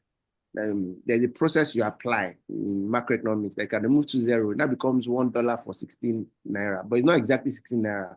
That's why it's called face value. It does not have any impact on the value of the currency, right? What it does mentally for people is that it gives you an illusion, right? After a while, people forget. Matter Sierra Leone has done it currently. So Sierra Leone runs 2 currencies. The same way Nigeria doesn't run 2 currency, run two type of the same. You know, we have 2 1,000 Naira notes now, 2 500 Naira notes now. Sierra Leone has the same model where 1 Leon, is the official money is called Leon, and this is not secondary commission. I was there 2 months ago, right? So I think I've explained the denomination. I take out 2 so that people can have an illusion, people carry lesser money, but it has more complexity because you now have to change your whole account system. The cost of changing currency is a lot. You know, MFLA, one of the problems MFLA entered is to change currency because that thing, hope you know that there's more, the cost of printing 1,000 Naira is more than 1,000 Naira. Everybody knows that logic, right? Actually, the cost of printing money is more than the money, right? The cost of money is not go there by gold standard. That's high level macroeconomics and econometrics. Understand the concept of money. I think I explained that. I don't know. I will not advise Nigeria to do it. So we don't try to do it. It's too complex. It's too expensive for the end user. Because all of you have to go and drop your money in the bank and get new one. They have to print new money. In that process, people will collect machine and printing in their house. But that's by the side. Now, the second question you asked about iFitness. No, iFitness will not run a franchise model. Every 22 stores of iFitness is owned by iFitness. However, if you have land to give, right, we can talk. We have a plan. There's a plan for the long run. While I don't own equity or anything in business, I very inside that my wife herself, me and my wife runs a company by the side as a partner. Also, we own most of the restaurant and food bars in all of the iFitness, in most of the iFitness, right? So we have a plan to come to Omole, maybe not now. Currently, Omole guys are going to Magodo. That's the closest iFitness, and there's one at Agibingbi. That's another one, right? And then we just opened Ogudu. So with time, we'll get there. But don't also forget that we are sitting on data. We don't just go to where people want us to come. We go to where is more profitable for us, right? Before we leave to open in, somebody was asking us why we're not in Main, Ikoyi, and VI.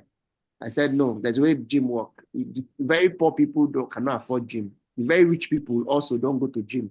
I mean, Dr. Steven has enough money to own a gym in his own house. Like that, I was cracking a joke that Domino Pizza. Sure, you know that you don't go to Domino Pizza and see a lot of gym workers that Range Rover Park there, even though it's rich people's food. If I'm that rich, my chef should to do me pizza. If I'm so rich, hope you know that people like DJ Copy, they go to Italy to go and collect ice cream and gelato, right? So there are a lot of macroeconomics analysis to it, right? If you look around your area, you don't see Domino Pizza there, right? And you don't see Cold Stone there, and you don't see Chicken Republic there. Please don't expect us to have iFitness there. Like somebody was saying, having control with me, I said I should come and speak in a particular place. I said, except you pay me 5 times more money, I'm not going to go there. But the place I'll speak lower if there is a upscale market. I don't know if you understand it, right? So I don't go to where, as I told you people, I can drop my number in this session now. There are places if I drop my number, all of you will be asking me for urgent 2K. My life is too stressful to come and add that, right? So I rather not even go there. if you know what I mean. They can read my book. You understand? I can give them a book for free. They can go on YouTube and watch it. Some things are taught, some things are caught. So there's a lot of logic. I think I explained that. The third one about why I stayed on church. That's quite very personal. I think that the truest journey to spirituality should be found by itself, by yourself. And I'm glad that I found that. I grew up in a house where Christianity was forced down our throats. And when I entered university, and that's why everybody should know how they treat their kids so they don't have PTSD, right? I really just wanted to find out whether this thing is true or not. I did not want to hear Shaq swallowed somebody in the Bible and after a while he vomited the person. If I don't understand the logic of how somebody stayed in the stomach for 3 days, and you told me I cannot ask, else they will knock me in Sunday school. I'd rather just keep quiet when I cannot go to Sunday school again. So I had a lot of unanswered questions, and I'm glad I'm beginning to find them. And thanks to people like Dr. Stephen and them. I mean, I don't say this publicly, but beyond being a friend, there's a lot of things we both learned from each other. And I think one of the things I give him credit for is also, even all the years where I wasn't going to church, he was still my friend and not judging. And I think that that's very important. And as I find it better, he's still there. So yeah, I think I've answered your 3 questions. None of them is business related with Ross, but it is well. Thank you, sir. Thank you, sir. Thank you, sir. I told you he does that a lot. So next person, we will just answer the 2 of his questions so we can rest. I haven't even taken breakfast. Most of you don't know that I'm joining you from US, so the time zone. I started at 9 a.m. in the morning. So I need to go and eat. But yes, so let's start with you, Joseph Young, then we take Valerie.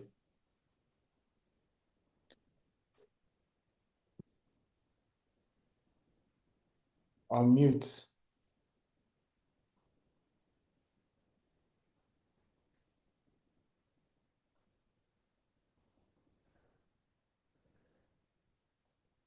You need to unmute, so Joseph Young. If you're having problem, Valerie, go ahead. I think Joseph couldn't unmute himself. Yeah. Hi, sir. I just wanted to ask, what if this is all new for someone who's starting business? I work as a business analyst. I'm helping out in sales as well. Our company did over 7 million this year. That's over 6% revenue. Well, not this year, sorry, last year. So 7 million pounds or naira. Pounds. Okay. Recurring. Yeah. And that means you work in a company, not yours. No. But I'm assisting, I help in marketing and sales as well. Yeah. So it's all new for me, the business world. So how do I transition over? I think one gentleman asked this question, but the thing is, I'm aware that you can buy into shares of any company you're working for, but they don't offer that facilities because it's not. If it's a government company, that's fine, but because in UK it's a private, they don't have that service. So what would you do if you were in my shoes? And then obviously if you started a business, but obviously started last year, but it's not, you're just a new startup. How do you go about that? Yeah, so I think 2 options. Number one is there a founder to your business? Can you go talk to the founder of the business and see what can happen? In terms of, and I mentioned earlier, can I get a quote for bringing customers to the company? And then you can then put all your energy towards trying to get the company more customers and then getting 0.01%, 0.02%, an extra 10,000 pounds per client you bring, those kind of things. So it may never have happened in the organization before, but write them and see what happens there, right? Yes, so I've done that. I literally sit next to the CEO. Sometimes I sit on his desk with him. What did he say? He doesn't have that facilities. I'm actually very good friends with him. I got him a Christmas gift and everything. But they don't do that because... So if they don't have such, you already started your business, which I'm aware of. You just then need to grow your own capacity to be able to run a business. I know you very well. there's a lot of personal things you need to overcome to really start a business because you need to bootstrap the business in any of these cases. And to bootstrap a business means you have to be out there. You can't be in your house for 3 months, and all of that. You have to be out there. You have to go for meetings. You have to connect. You have to join the groups. You have to join network. You have to have your flyers, your banners. You have to be more active on social media. You have to do paid social media adverts on Facebook, on YouTube. These are things you have to master and then perfect.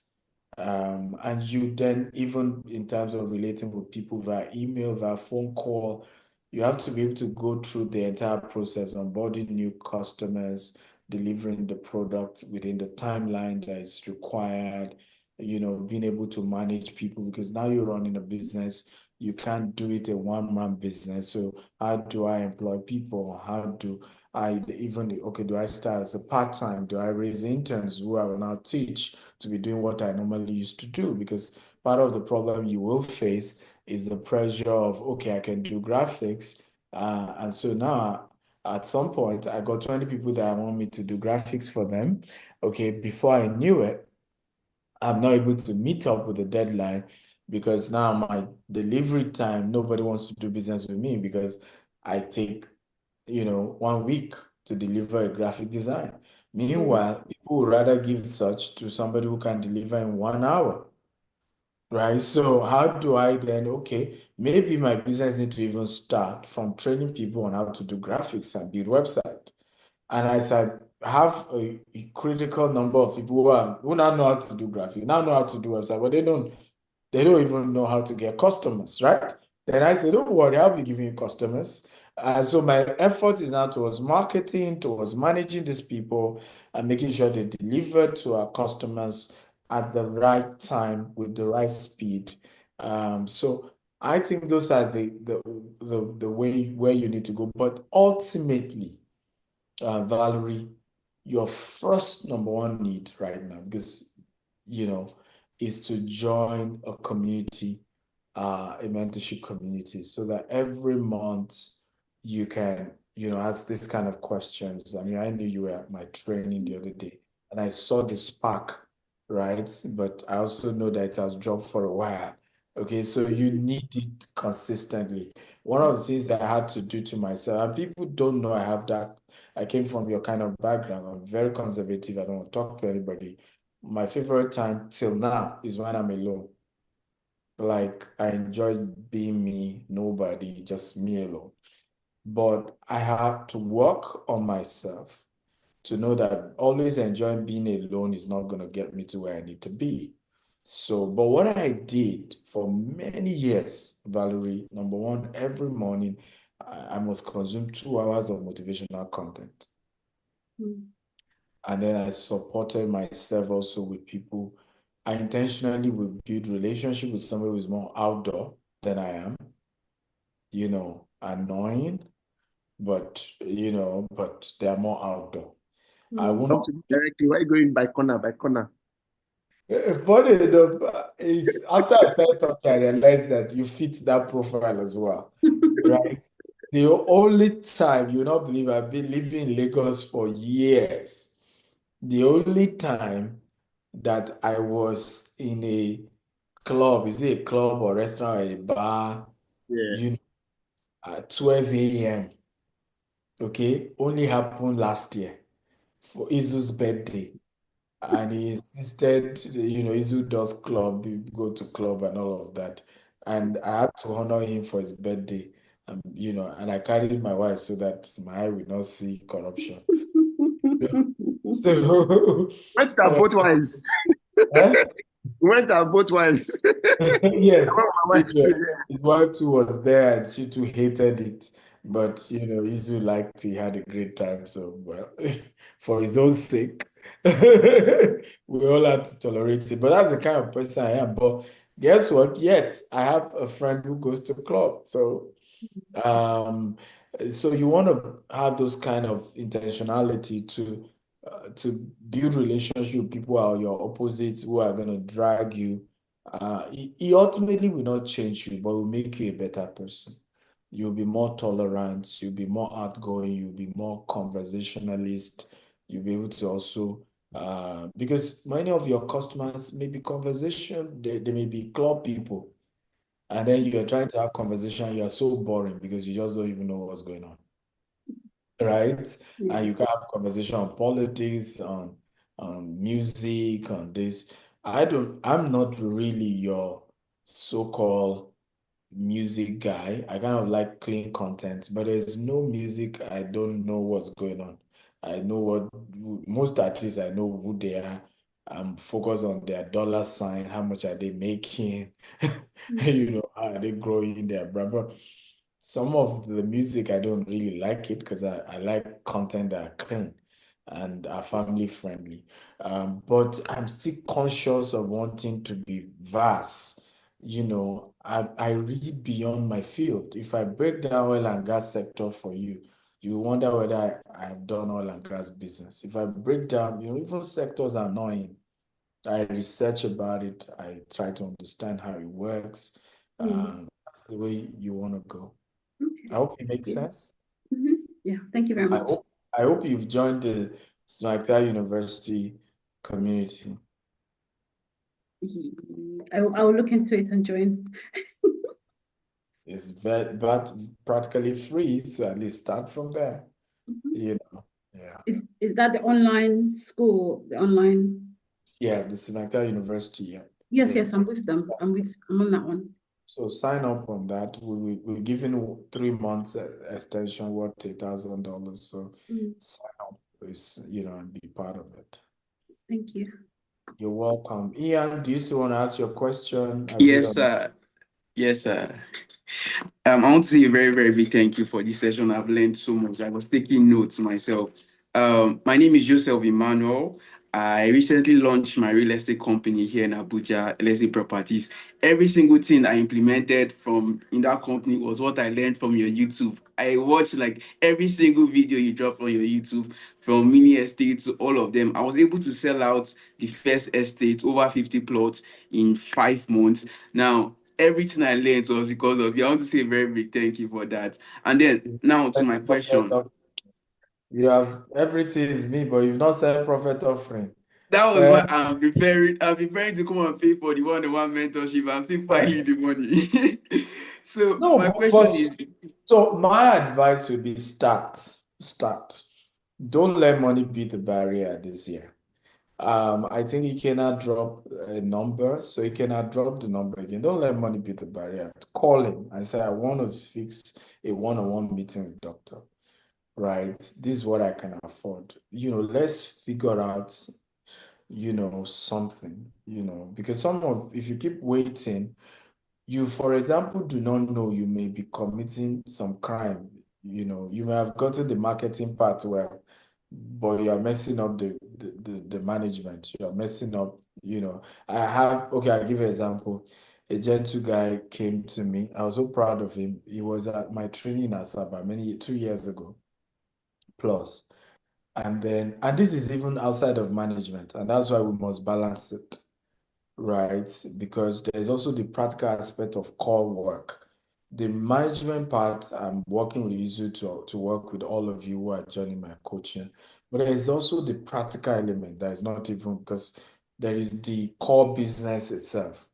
So this guy, he has done over 3 billion 3 years later. So he came to me, a doctor, and I told him, I said, join my one-on-one coaching, right? So that we can, because I knew anytime anybody that tells me they've done 3 billion, okay, you also have 3 billion problem. I hope you know. Big man, big problem. I hope you know. Yes, sir. So oftentimes people don't know this. So, for example, I meet people who will claim they've even done transaction more than we have done, and they have 0.5% of our structure. So you don't need to tell me. I already know you're in trouble, right? So when I say join one-on-one coaching, the guy was saying, the money. I'm saying, money, you made 3 billion. Right? What is $20,000 in 3 billion? At least you can even start by paying, okay, let me drop 2 million and start.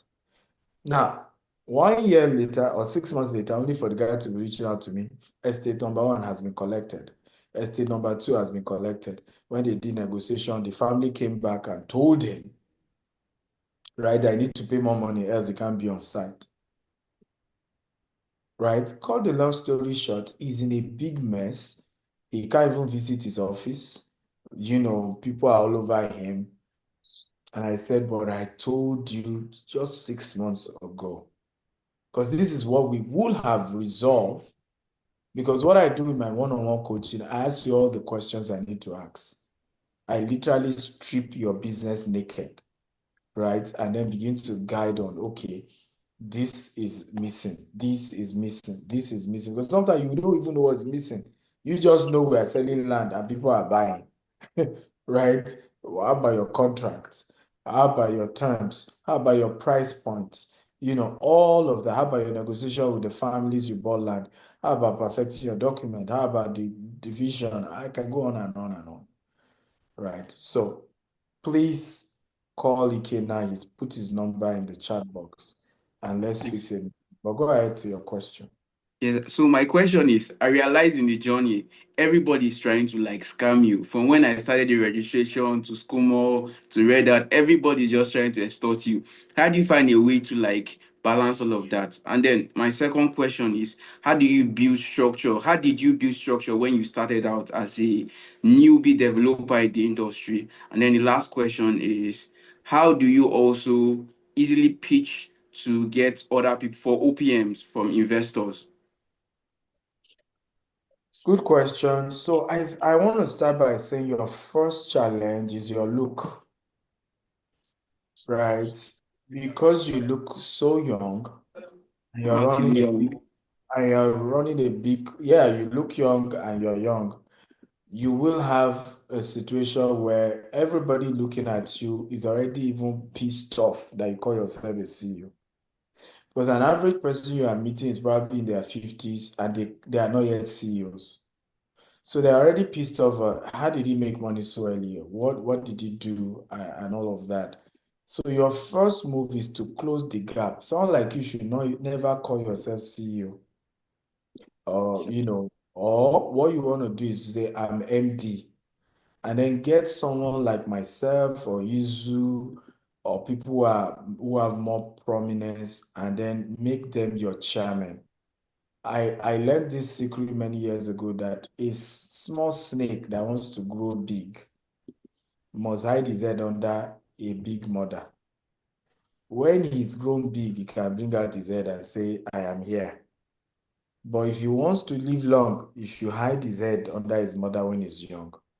So there are some of you, for example, who shouldn't be flaunting yourself as CEOs or chairman for now, right? Look for bigger people. You can hear what Izu said, that they say, now Cosmos guy, Cosmos, now they give him money.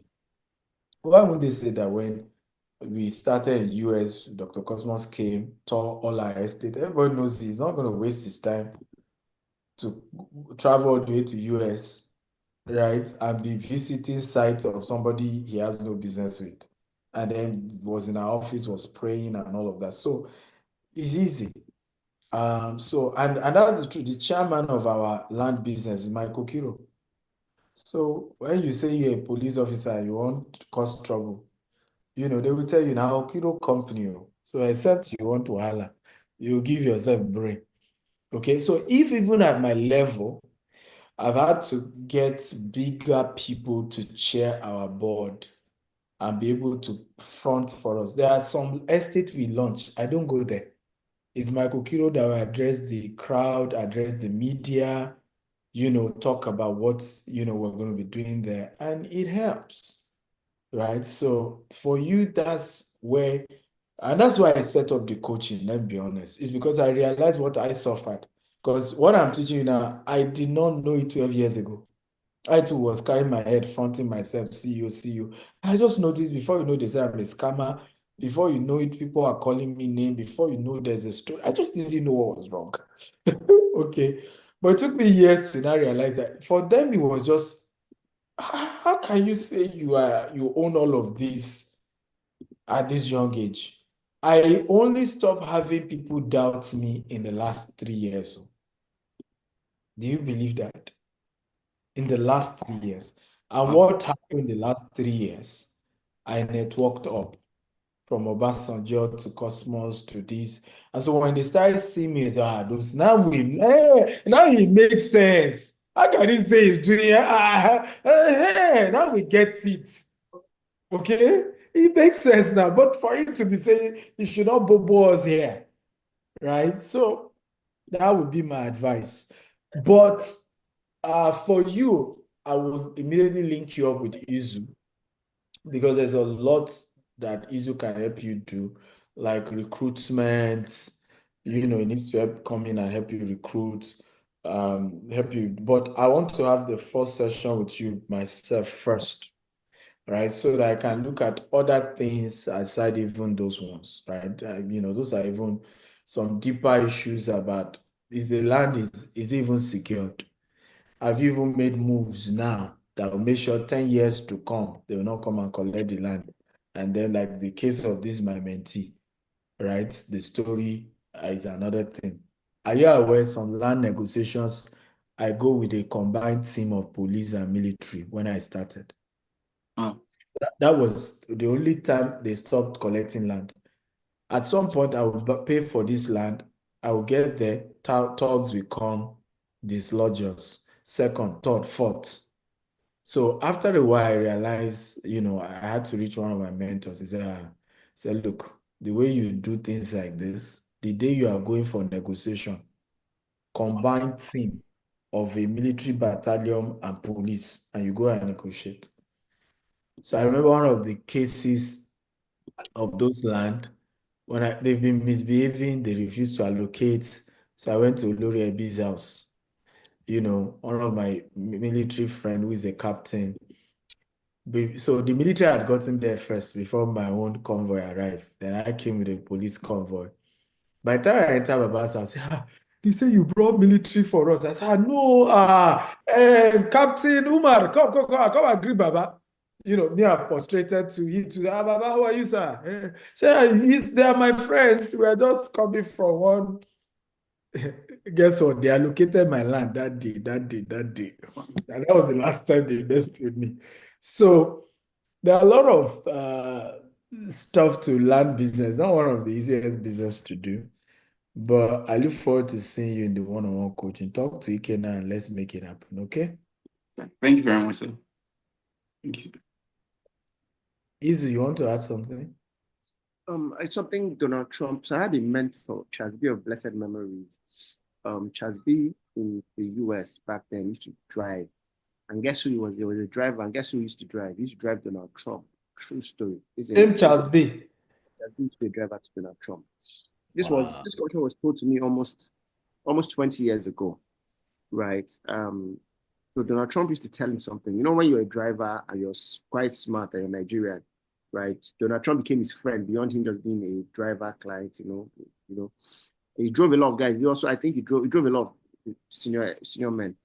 And one day Donald Trump told him something and said, "Look, this was Trump 20 years ago before he became even knew he was going to run for presidency." I told him something. He said to him that when you're flying into New York, right? You see the Trump Tower, right? That he pays way more to put his brand on that Trump Tower, right? Most of the things we used to call Nigerians do that a lot sometimes. Sometimes I explain to people that sometimes when you say building in Marina, that has the name of the company. It doesn't mean that company owns the building. I was telling my client of recent that had a restaurant in a 5-star, one of the tallest buildings in Lagos on Kingsway Road. I said, "How much is your rent?" The guy told me, and I said, "Okay, how much?" Let me assume the rent is 20 million for a year. Is that kind of expensive place? 20 million for a year rent, or just for the restaurant? That's okay. Go and ask the landlord how much you pay him to put your logo on top of the building. If anybody's entering Kingsway Road, they'll see your logo there.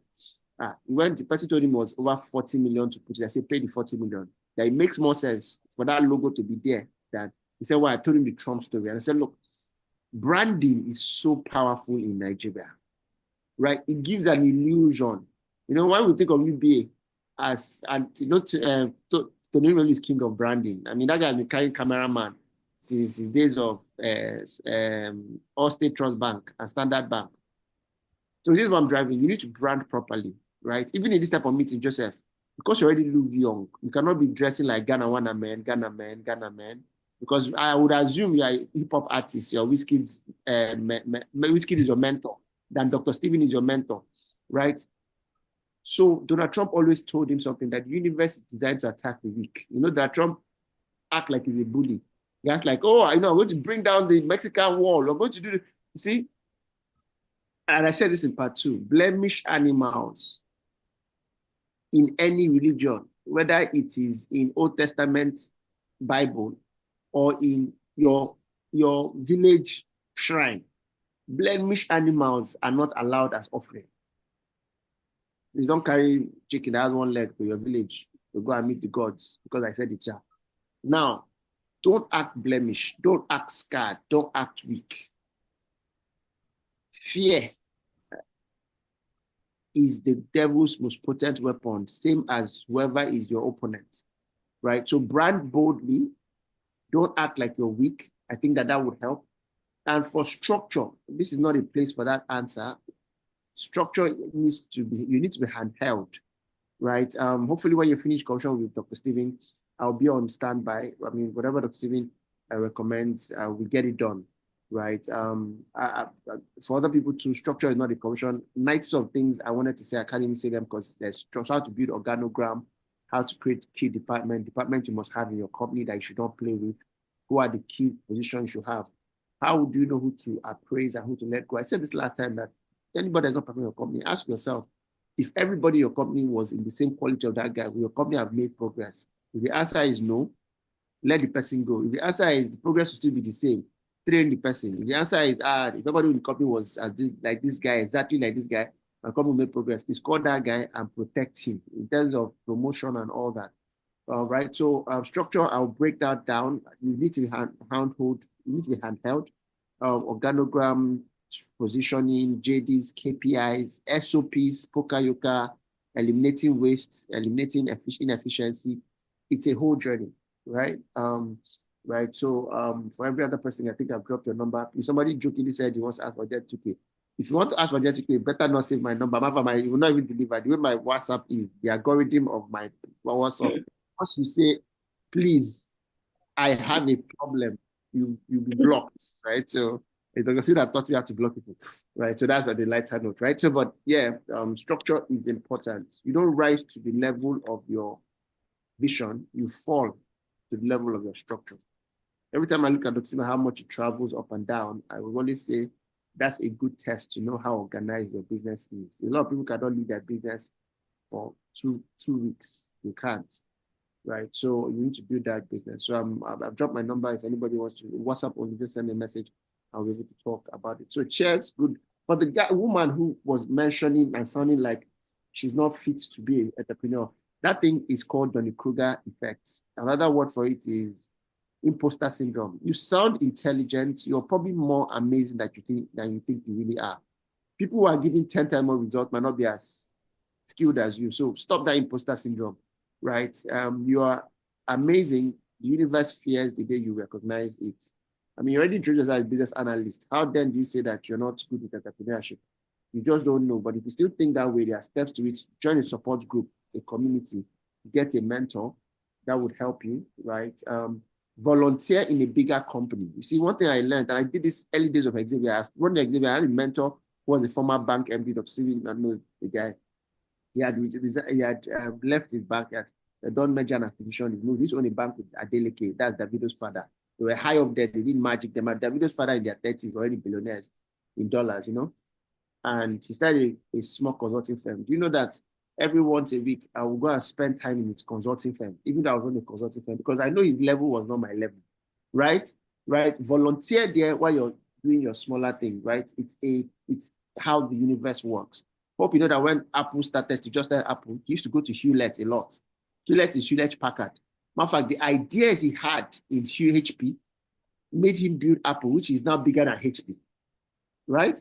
Right. Another people he even did that with was, I think, Bill Gates did that with IBM. right? Matter of fact, when his business was going down, he went to his competitor, who was Bill Gates. Bill Gates borrowed him 150 million. That's what saved Apple. He doesn't tell that story a lot, but if you read it and dig deep into Steve Jobs, you see that Apple was once saved by Microsoft. So that's another way to do it. Joseph, you're not too big to say, sir, is it okay for once? It's 8 o'clock. Let me come and volunteer in your company. And when you do that, don't come as a parasite. Come and suck. As you're there, there's something you already have done that is work.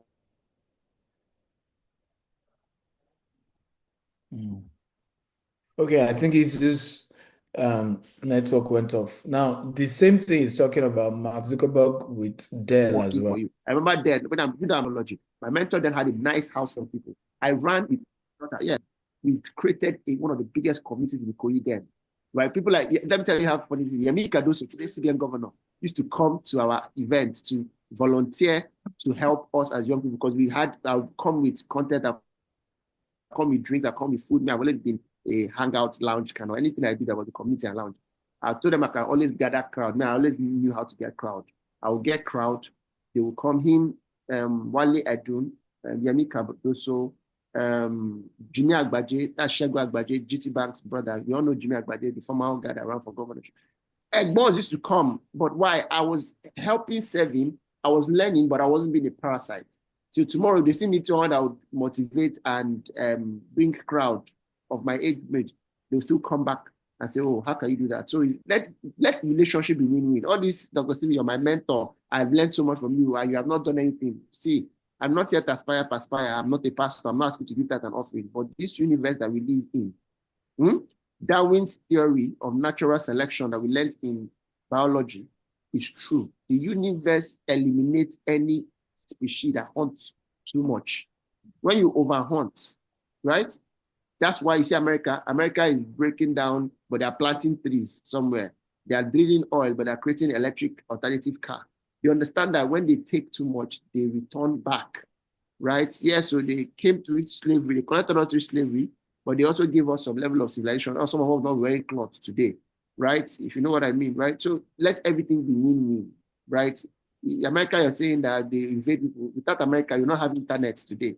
They put the first man in space and put satellite in space, and that's why you have the universe. People that succeed know not to overhunt. Don't overhunt, even if the person is not complaining, right? Give value. Hope that makes sense. All right, guys. Thank you, Izu. I mean, I want to say that one of the things you want to do, and everyone, not just Valerie, you want to, particularly this year, I'm in your country, I'm in your state, I'm speaking somewhere, call my PA and say, I want to join, I want to be in Dr. Stephen's convoy for that event, right? It's a powerful thing to do. It particularly helps, particularly for those of us who need to stretch mentally, right? You know, volunteer to follow your mentor to events. Does that make sense at all? Meaning you are now like second PA at that event, but do it. It's one of the things it does, it starts shaping your worldview. It starts even shaping your own courage, how you should be carrying yourself, right? Because you can watch his courage, it gives you some insider and help you overcome this imposter syndrome. Like Izu was saying, you're volunteering for something way bigger, right? Dr. Stephen has a conference. Let him know, leave the organization on me. It may even be that you now need to go and partner with another friend that is into event planning. But these things begin to stretch you because you have never done an event that big. But now you've helped your mentor to do it. It's a matter of time. It becomes natural to you, right? So please pick up an opportunity to volunteer. One of the things that strengthens my relationship with Dr. Cosmos was me volunteering to take over his digital assets, right? He's been worried, about social media, how it can ruin your reputation. But he knows that I have built a great social media community. And I took up that work. My staff literally go cover events when he's speaking. I charge nothing. If I were to have put a price on it, I would be charging not less than 100 million every month, right? But everything is on my bill. And it has strengthened our relationship, and it has made it a win-win relationship. And it's made it difficult for him to be able to say no to me. And the same thing I want to be able to do to you, right? Where you've built our relationship in a way, I have a food bank that is there to me. How do we make it happen, right? How do you make it a successful one? What do we do? What's your own contribution in making sure we're adding value? And it begins to teach you how to see life beyond just yourself. Guess who is calling me, you see? Who can see who is calling me? So that's the end of the conversation. Have a great day. My boss is calling.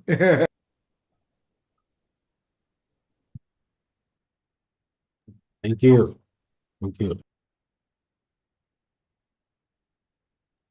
Thank you. All right. It was a pleasure, guys. See y'all another time.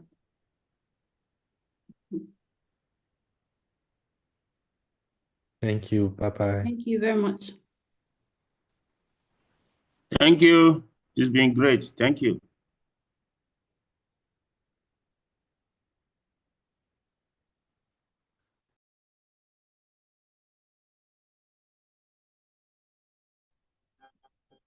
Good.